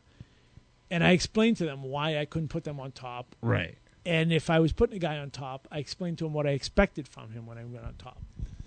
I didn't just put a guy on top and said, hey, you're going to be our top guy. Go draw some money for us. Yeah. No. You had to explain to him what the process was. Nothing I could do. Now we're coming into about... So at this point, you're just a fan, basically. Just a fan. I show up at shows. You shake some hands. And I keep in contact with a few of the boys. Right. 2010 rolls along. I find out about the New England Pro Wrestling Hall of Fame, which I didn't even know existed until 2010. Now, who contacts you about the New England Pro Wrestling Hall of Fame? Tony Ulysses actually contacted me about it. Okay. And I said, "You doing what?" He said, "It's the New England Pro Wrestling Hall of Fame." Now, were they talking about inducting you guys together? No. Tony was getting inducted. Okay. With Paul Richard. Okay. And Paul is a very good friend. He was one of the people who actually kept ECW alive in the 90s and actually gave... Yeah, he was a very big promoter in this area for ECW. I know that. The local promoter. Yeah. Right. And I'm empty. For anybody who knows, I'm drinking tea over here, and my cup is empty. Of course, it's tea. It's a very special blend. Because you know how often wrestlers drink tea, of course. Exactly. I believe it's a light tea, right? It is a light tea. Heineken. Yeah. So now I'm getting off track here on what we're talking about. But Paul had been working with ECW, Yep. and he was getting inducted. So I look it up online, and I get in touch with Joe Bruin and say, "What is this New England Pro Wrestling Hall of Fame?" And Joe explained what it was to me, and I said, "Well, geez, what's the criteria for this?" Yeah. And so he asked me where I had worked and who I had worked with, and I said, "Gee, I'm really surprised you don't know who Sergeant Muldoon is." Yeah. So I told him, and he said, "Well, I think we've made a big mistake. You should have already been in this Hall of Fame. Yeah. If you don't mind, I'd like to induct you in 2011. Okay, but what can I do for this year? What can I do so people know I'm still alive, so I can be part of this?"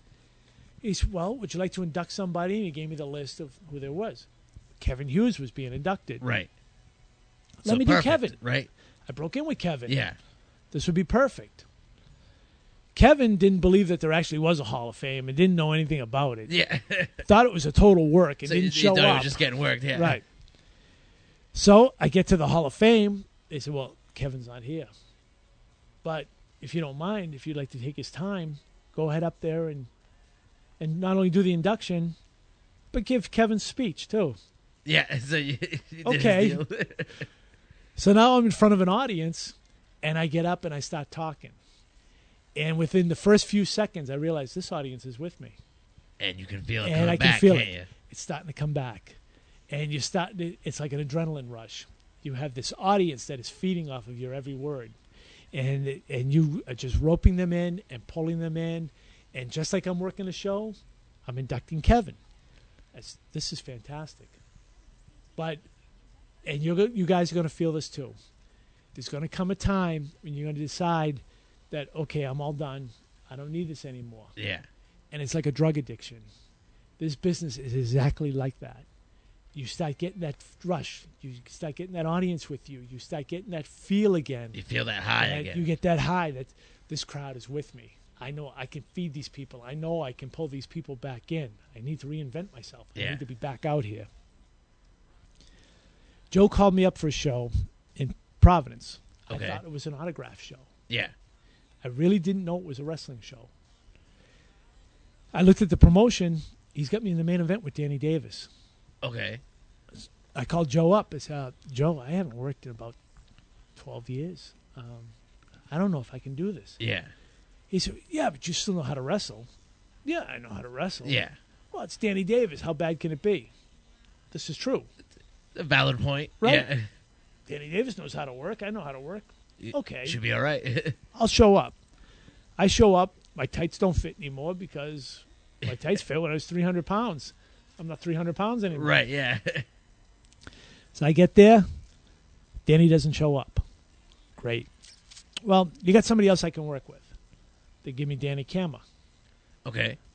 This isn't going to work, Joe, because he moves a lot faster than I do. Right. There's a slight problem here. If it's an older worker, I can work an older match. Danny's obviously not an older worker. Yeah. Well, let's put you in a tag match then. So Roger Williams and Chris Blackheart teamed up. I teamed up with Danny Kama, and we went out and did a tag match. Okay. And we actually did a fairly decent tag match. Yeah. I was very surprised I didn't fall apart. I was feeling good about myself. Yeah. So I started hitting the gym a little bit harder. Started getting myself back in shape. said, hey, maybe there's something I can do here. Maybe I can work into something. Tommy Deegan was running the Power League show. Yeah, PLW. So I went down to a Power League show and said, well, what can I do? Where can I work? They put me in there with the Pink Assassin. I've known Bobby for years. He said, what do you want to do, Muldoon? Nothing. That's good for me. So we went out, we did 12 minutes, and we had that crowd totally popping for us. Yeah. The next night, I teamed up with Bobby. He's also Marcus K. Fabian. Yep. Against Matt West and John Monroe. Okay. And Rich Bass joined us. He became the manager of the other team.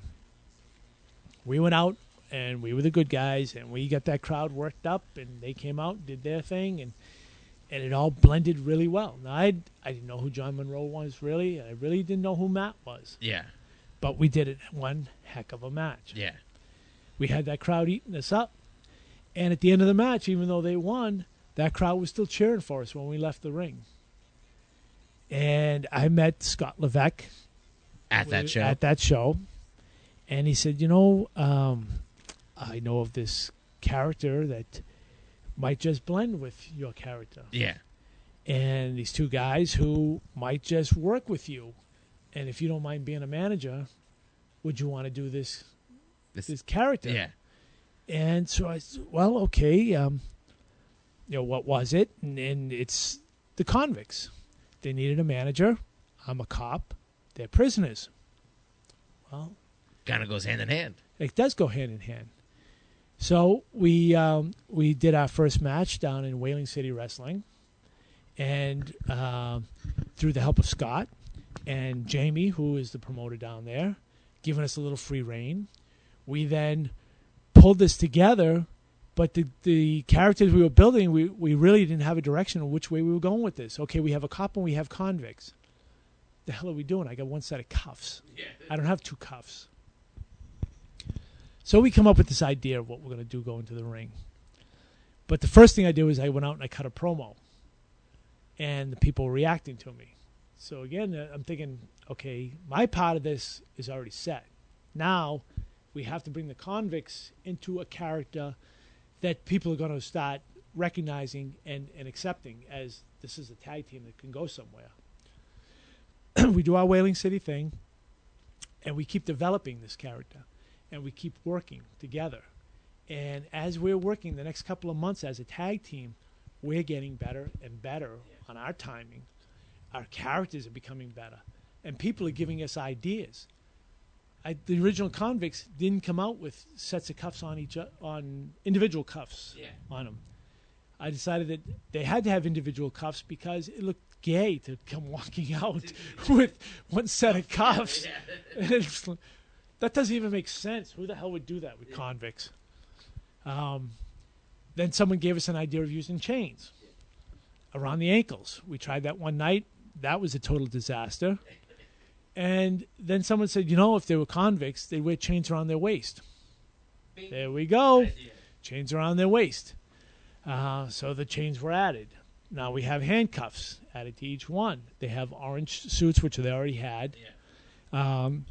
The gimmick to our convicts are actually in shape and are incredible athletes. They look good in trunks. Yeah.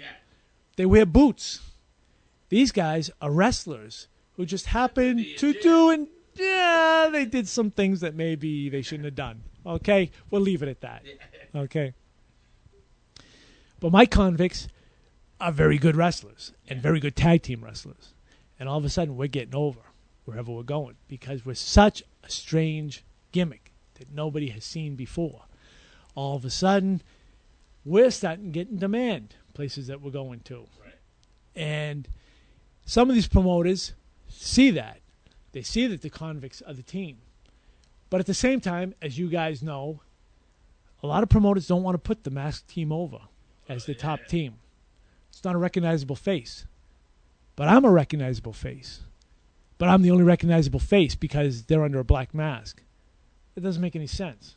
If I'm the face, why aren't the convicts the tag team champions everywhere they go? Why aren't the promoters giving us that shot to go after those tag team straps? Why do they keep holding us back?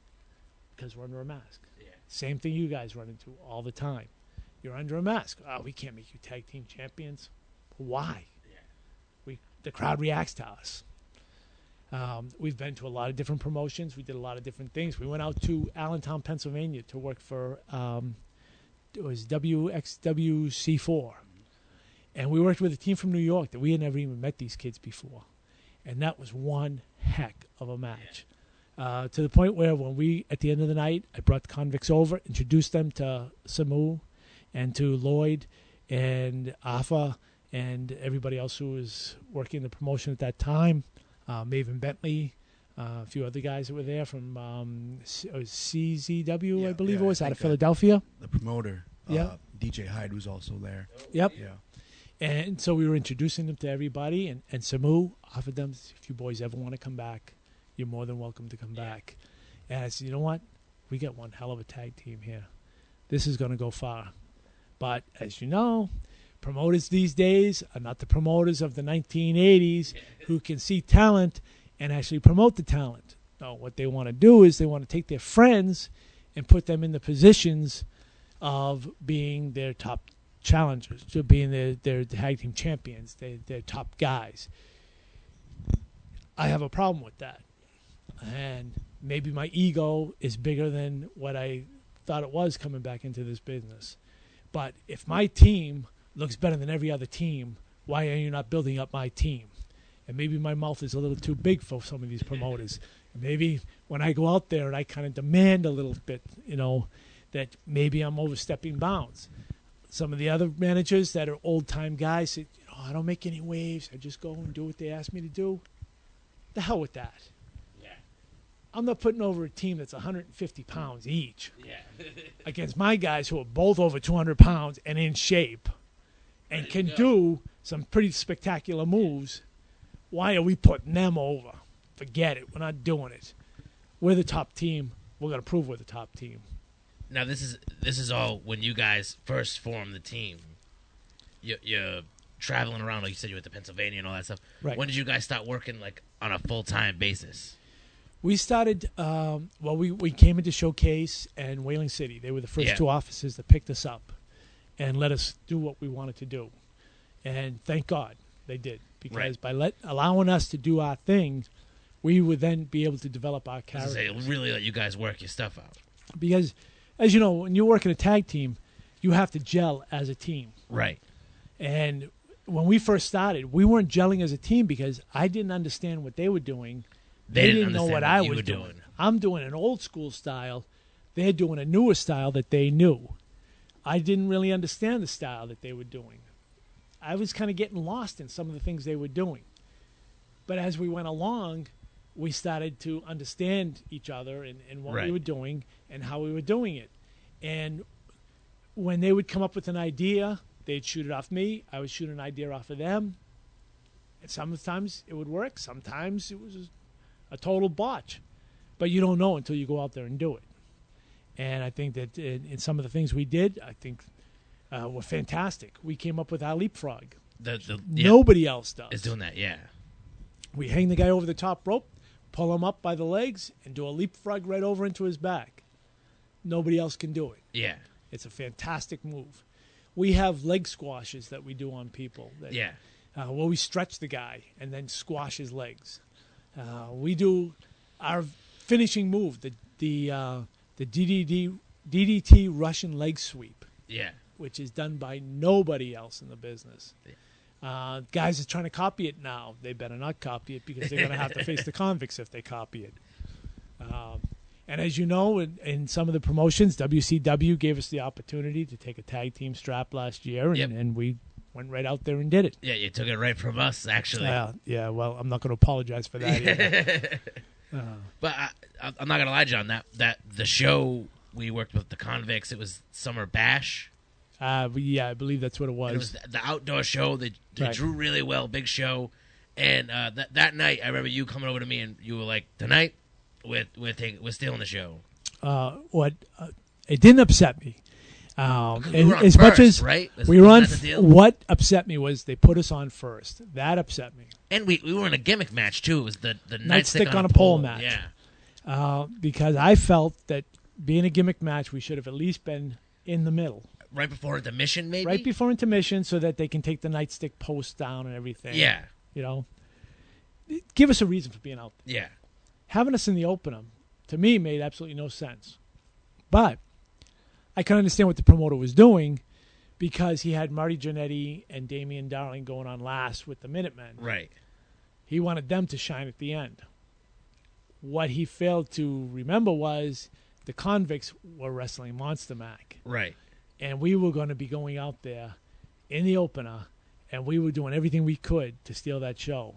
Absolutely. And as far as I'm concerned, and probably everybody who attended that show that night, it's a hell of a match, we man. did steal that show. Absolutely. I would say so. I mean, that match, definitely one of my favorite Convict matches that we've had, whether it be at Showcase or at WCW, whoever it may be. I'd say that's probably my favorite one. Mac? I thought it was the crowd was really into it too. I really love wrestling outside in the first place, but yeah, I really think that we reached our goal with that one due to the crowd response. I would say sucks that we lost the tag belts, but that's quite okay. You know, when I realized that match had stole the show, is that we were already back in the dressing room, and I was getting patched up because somebody hits a little harder with a billy club than he probably should. That's training. That's fine. It's the business. It's what it is what it is. All right? But we're in the dressing room, and as I got this towel to my head, I'm listening to that crowd out there. And for at least 10 to 15 minutes after that match, they were still cheering Monster Mack, over and over and over. And that crowd was hot for you guys. And I said, you know what? We accomplished our goal tonight. We went out there to steal the show. We went out there to be the top match of the night, and we got reaction. And no matter what Damian Darling and Marty Jannetty show up 2 minutes before your match and change the entire match and the finish and totally screw up Devin and Tommy, you know, that's fine. Do whatever you want to do because you're the star. Our match was stronger than their match, and that's what I set out to do. And it's not that it was a bad card. It was an excellent card. Scott Levesque had one heck of a match that night. David Baker and Kellen Thomas had one heck of a match that night. They were fantastic. And kudos to everybody that was on that show. Yeah. But I wanted to be better than Marty Jannetty and Damian Darling.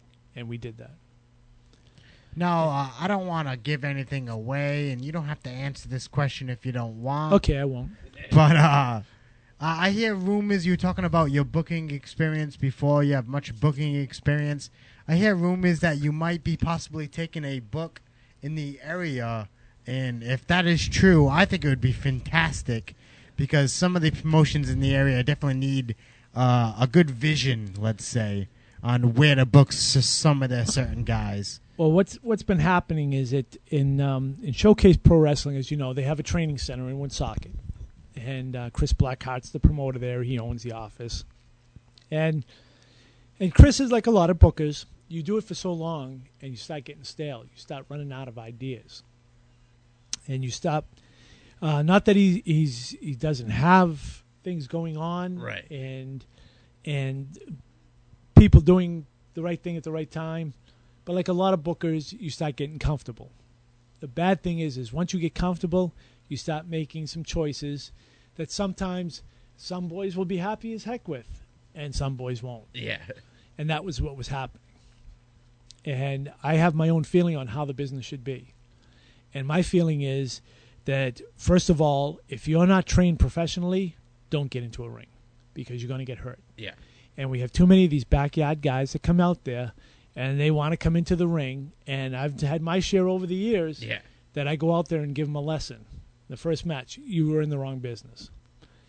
There are some guys who started out as backyard wrestlers that have developed over the years because they, for whatever reason, worked with somebody more experienced, got their experience. And they learned. They learned along the way. Have become very good wrestlers.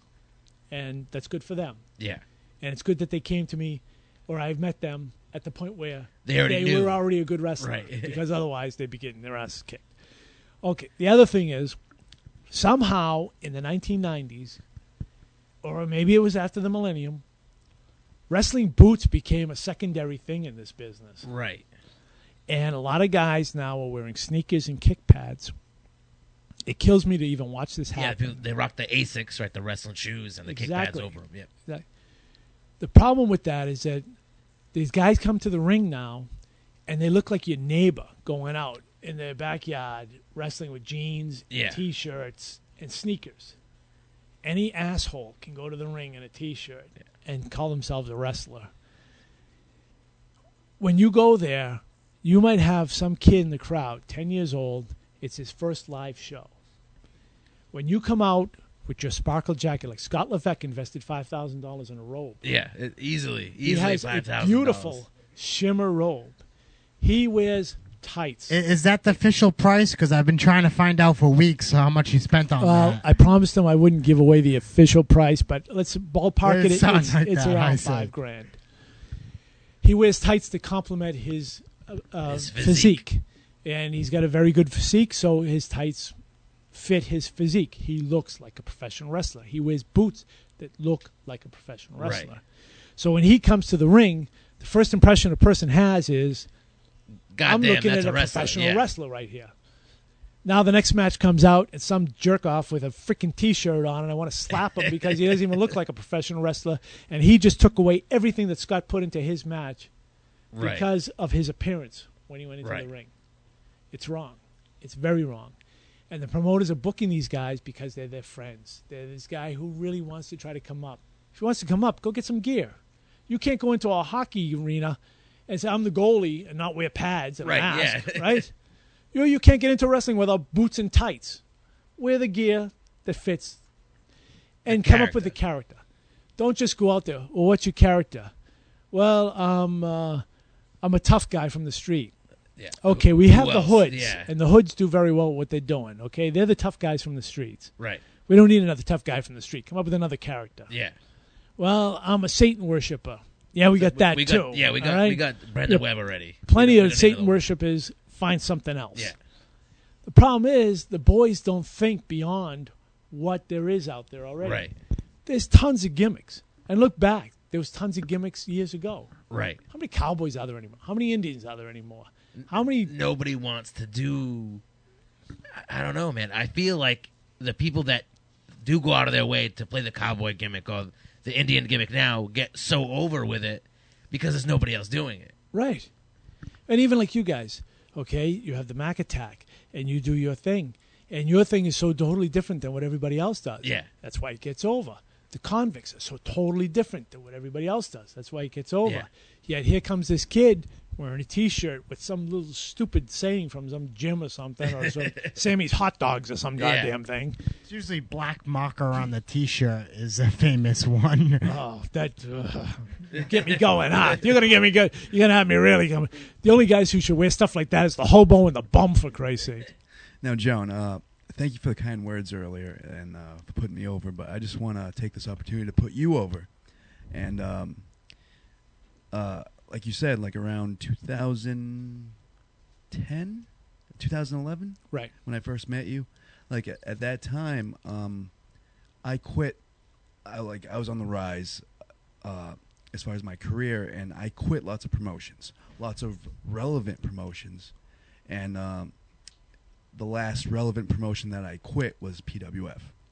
And that at that time, I was seriously considering quitting, like wrestling in general. I've been doing it a long time, and I was seriously considering quitting in general. And then my cousin started coming around. He started getting the itch again. I was like, okay. Then I started like second guessing that, and I was like, oh man, should I stick around or should I leave? You know, because I just quit all these relevant promotions, and now I can only go down. You know, and then when I saw you for the first time, I always heard of like Sergeant Muldoon and John Callahan from Matt Storm, always putting you over. And when I saw you, it just clicked, you know, and that was it just clicked, and I was like, okay, I can make this work. I can do what I always wanted to do because I was always a mark for my cousin, and I always wanted to tag team with him or work with him in some way. You know, so when I saw you, I was like, okay, we could do this convicts thing.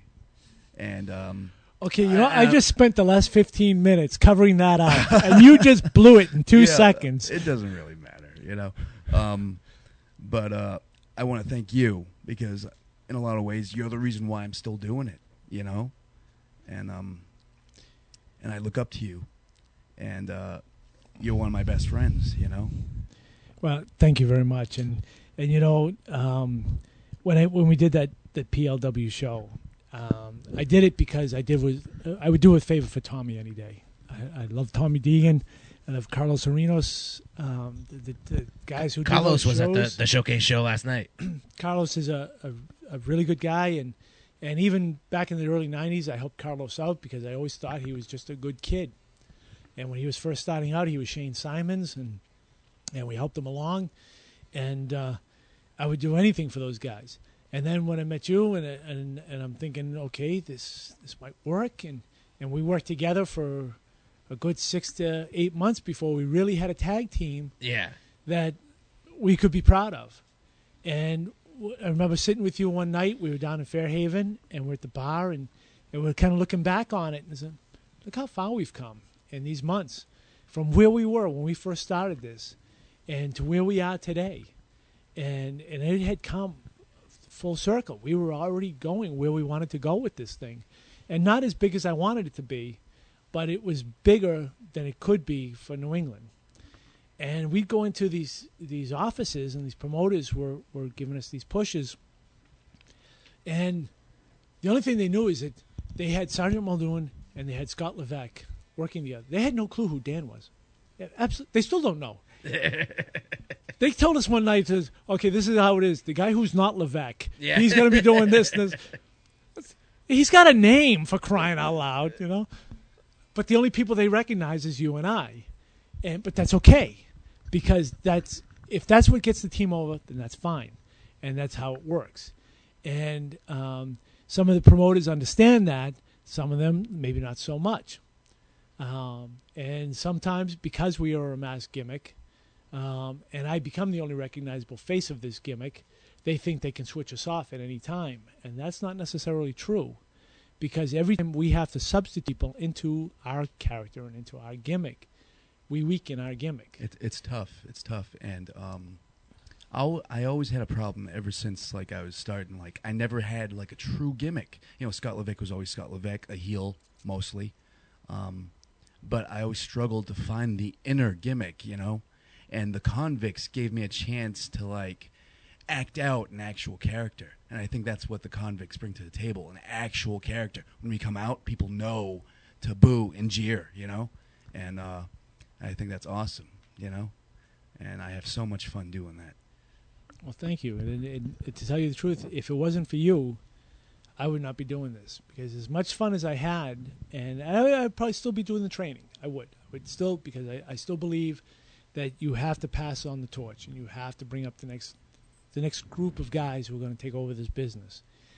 So I would probably still be doing the training and showcase, but I wouldn't be doing what I've been doing for the last year, and that is working with the Convicts, working with Monster Mack and Trainee, and doing what I absolutely love to do, and that's going out and entertaining the crowds. And I know that we get heat. Oh, do we get heat? But that I feed off of that. When we went into Newbury, that first night that the Convicts attacked, and you took out Jim Sargent and Chris Chambers, I know we were overstrong. And they had only seen me up to that point. They didn't know who the Convicts were. I said who they were, but they didn't see them. As soon as they saw them, we were an instant hit up there. It's totally unlike anything else, because we come out with the jumpsuits, handcuffs, the chains, the masks, even with the trunks, the orange trunks that say... Yep. Still rocking the old song. Exactly. Yep. Still the old song, yep. Breaking Judas the Law. Priest, yep. We came into VCW last March, was it? And we're doing their TV taping. And so we come out, and they told me there was a live camera that was going to follow us around. Go ahead and talk to the camera.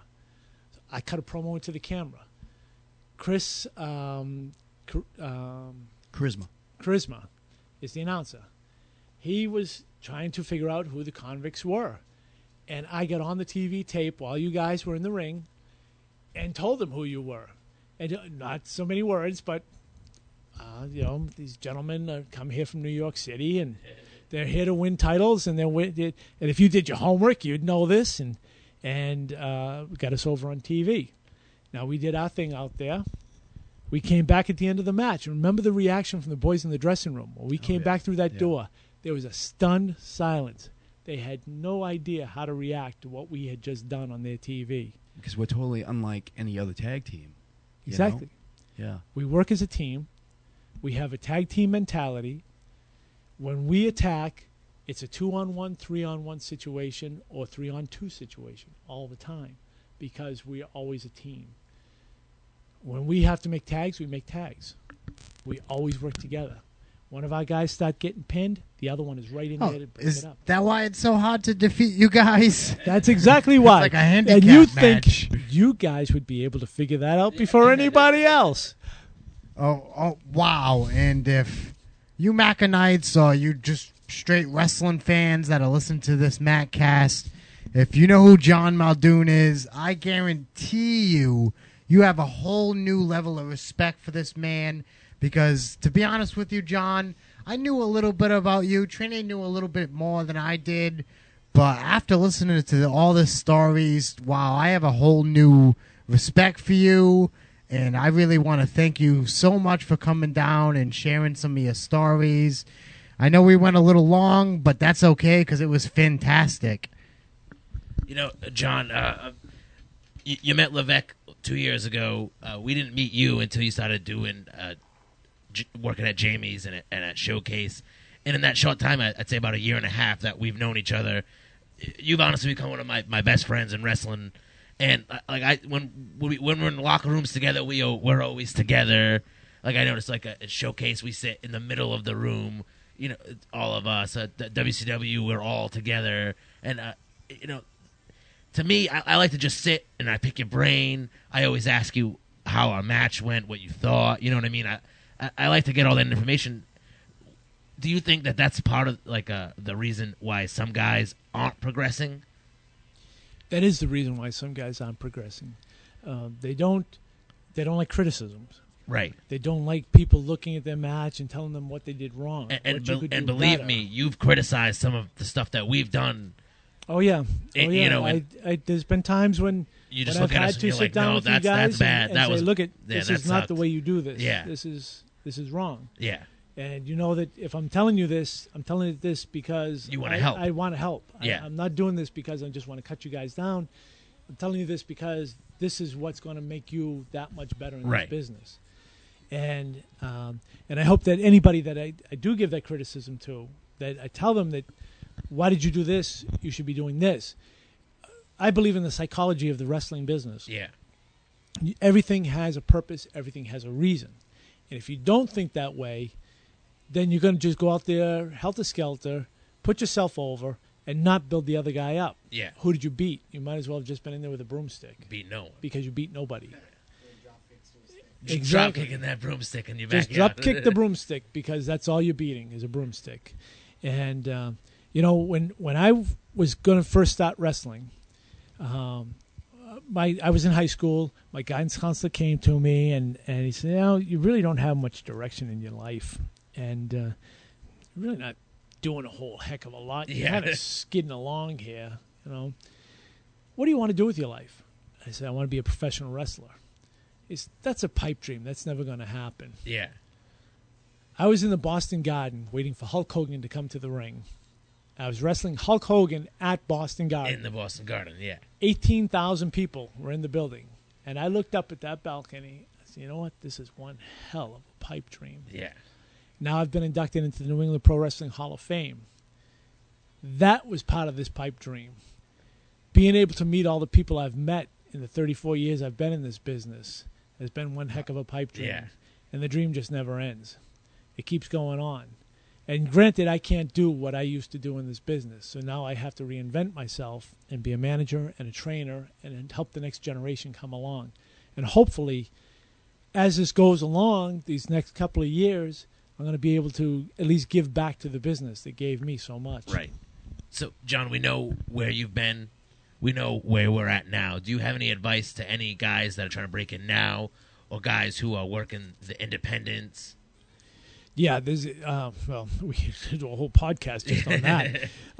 Yeah, if you're going to break into the business now, first of all, you have got to get yourself in shape. Yeah. There's too many guys who are just not in shape. Second of all, you have to get yourself some gear. Yeah. Before you do anything in this business, at least get yourself a pair of boots and some pair of tights and figure out what you want to do. Yeah. At least have an idea. It's probably going to change as you go along, but at least have an idea, something you can present yourself with. Get professionally trained.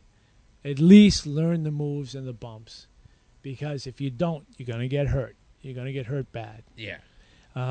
If you have the time to get to one of the training centers, and there's enough of them around here. We have Showcase that runs Monday and Wednesday night. Top Rope does Tuesday night. Tuesday, Thursday. Yep. Jason Rumble has his VCW. And he runs a couple nights a week. Pro Wrestling Academy. Is that the one in Providence? There's JT Dunn has a school over there. Yeah, he's running that stuff. If you're out in Western Mass and you're hearing this, Antonio Thomas, who is a fantastic wrestler. The Promise. He has a school out there in Chicopee. There's enough schools around. Right. Chaotic has their school that's still running, still going very strong up there. Get to a school. Get in there with guys who know what they're doing in the business and really learn the business. Because there is a psychology to this. And if you're not getting anywhere from that training, find another training center. There's enough of them. There's enough of them. The way I train may not be the way everybody else trains. Right. I don't do it at a very slow pace, but it's not at such an advanced pace that 2 weeks into training, you're going to be ready for your first match. Right. I do have 5 kids right now that are training that I've been holding back a little bit on them. Yeah. Each week, they learn 2 new moves. Give them a little more. A little more. Now, these guys, a couple months into it, they're going to be expected to put a match together. And I'm going to critique that match at the end of it. And I'm going to expect that they did something in a psychological manner to make me, as a fan, feel that I wanted to watch that match. And, some of these kids, when they first came in, didn't know who I was. I played a video for them a few weeks ago. Yeah. They know who I was, and they know now where I've been. So they know now when I tell them that this is what you have to do, they should listen. They should be listening to what I'm saying. And these kids are fantastic. I think in a couple of years you're going to see a couple new faces come up, and they're going to be some top champions. Well, I really hope so, because Showcase definitely could use it right now, and I hope to see some more of your vision in Showcase with the booking-wise, and I just really want to thank you for coming down and doing this podcast. I thought it was wonderful. Is there anything you want to plug? Any dates, any upcoming dates you guys have? Well, I'm not sure when this podcast is going to be coming out. We'll call it like mid-April. Mid-April. Then we're going to the end of April. Of course, we got showcases run at least once a month. We're going to be April 20th back in Woonsocket. April 19th, we're going to be in Taunton. The 25th, I will be down in Whaling City Wrestling. Yep. Actually, no, I'm sorry. April 26th, I will be in Franklin, Massachusetts at the Elks Lodge. It's May 24th, we're at Whaling City. For Memorial Day weekend, we'll be in Fairhaven. And then the next night, I believe we're at the Wareham High School. I believe that date might still be up in the air, but and you got hopefully people can find all this. Sergeant Muldoon and the Convicts on Facebook. I post the dates where we're going to be, especially when we're working as Sergeant Muldoon and the Convicts. Yep. Not as much when it's just Sergeant Muldoon. Okay. I do plug some of those, but I'd rather plug the Convicts on that page than myself. Yeah. Now you've been working at a Showcase a lot, doing pretty much helping guys with their interviews. I noticed that they've been doing a lot of interviews in Showcase, which I think is very good. Once again, thank you for coming down. I thought it was quite wonderful. I got a message for the Mackanites before we wrap up. My friend Trevor's been missing for a long time. Not missing. So if you have seen him, he's in the Florida area somewhere.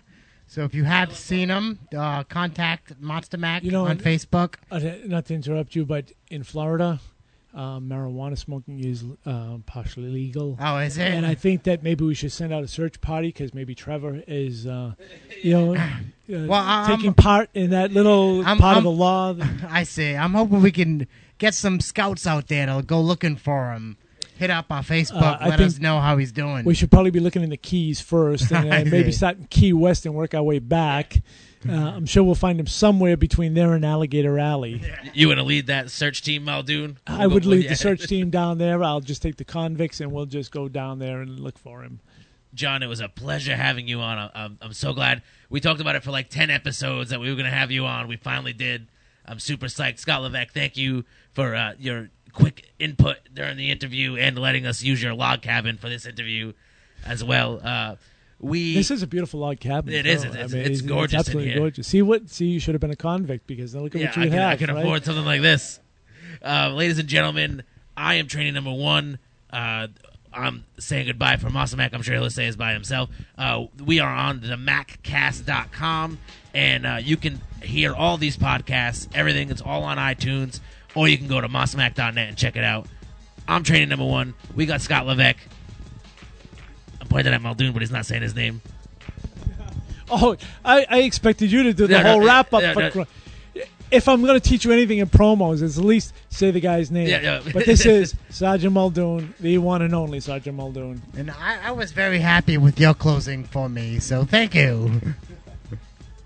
And that's Mack. Ladies and gentlemen, everybody have a great night. I'm going to bed. It's way too late for me. I got stuff to do. Everybody have a good night.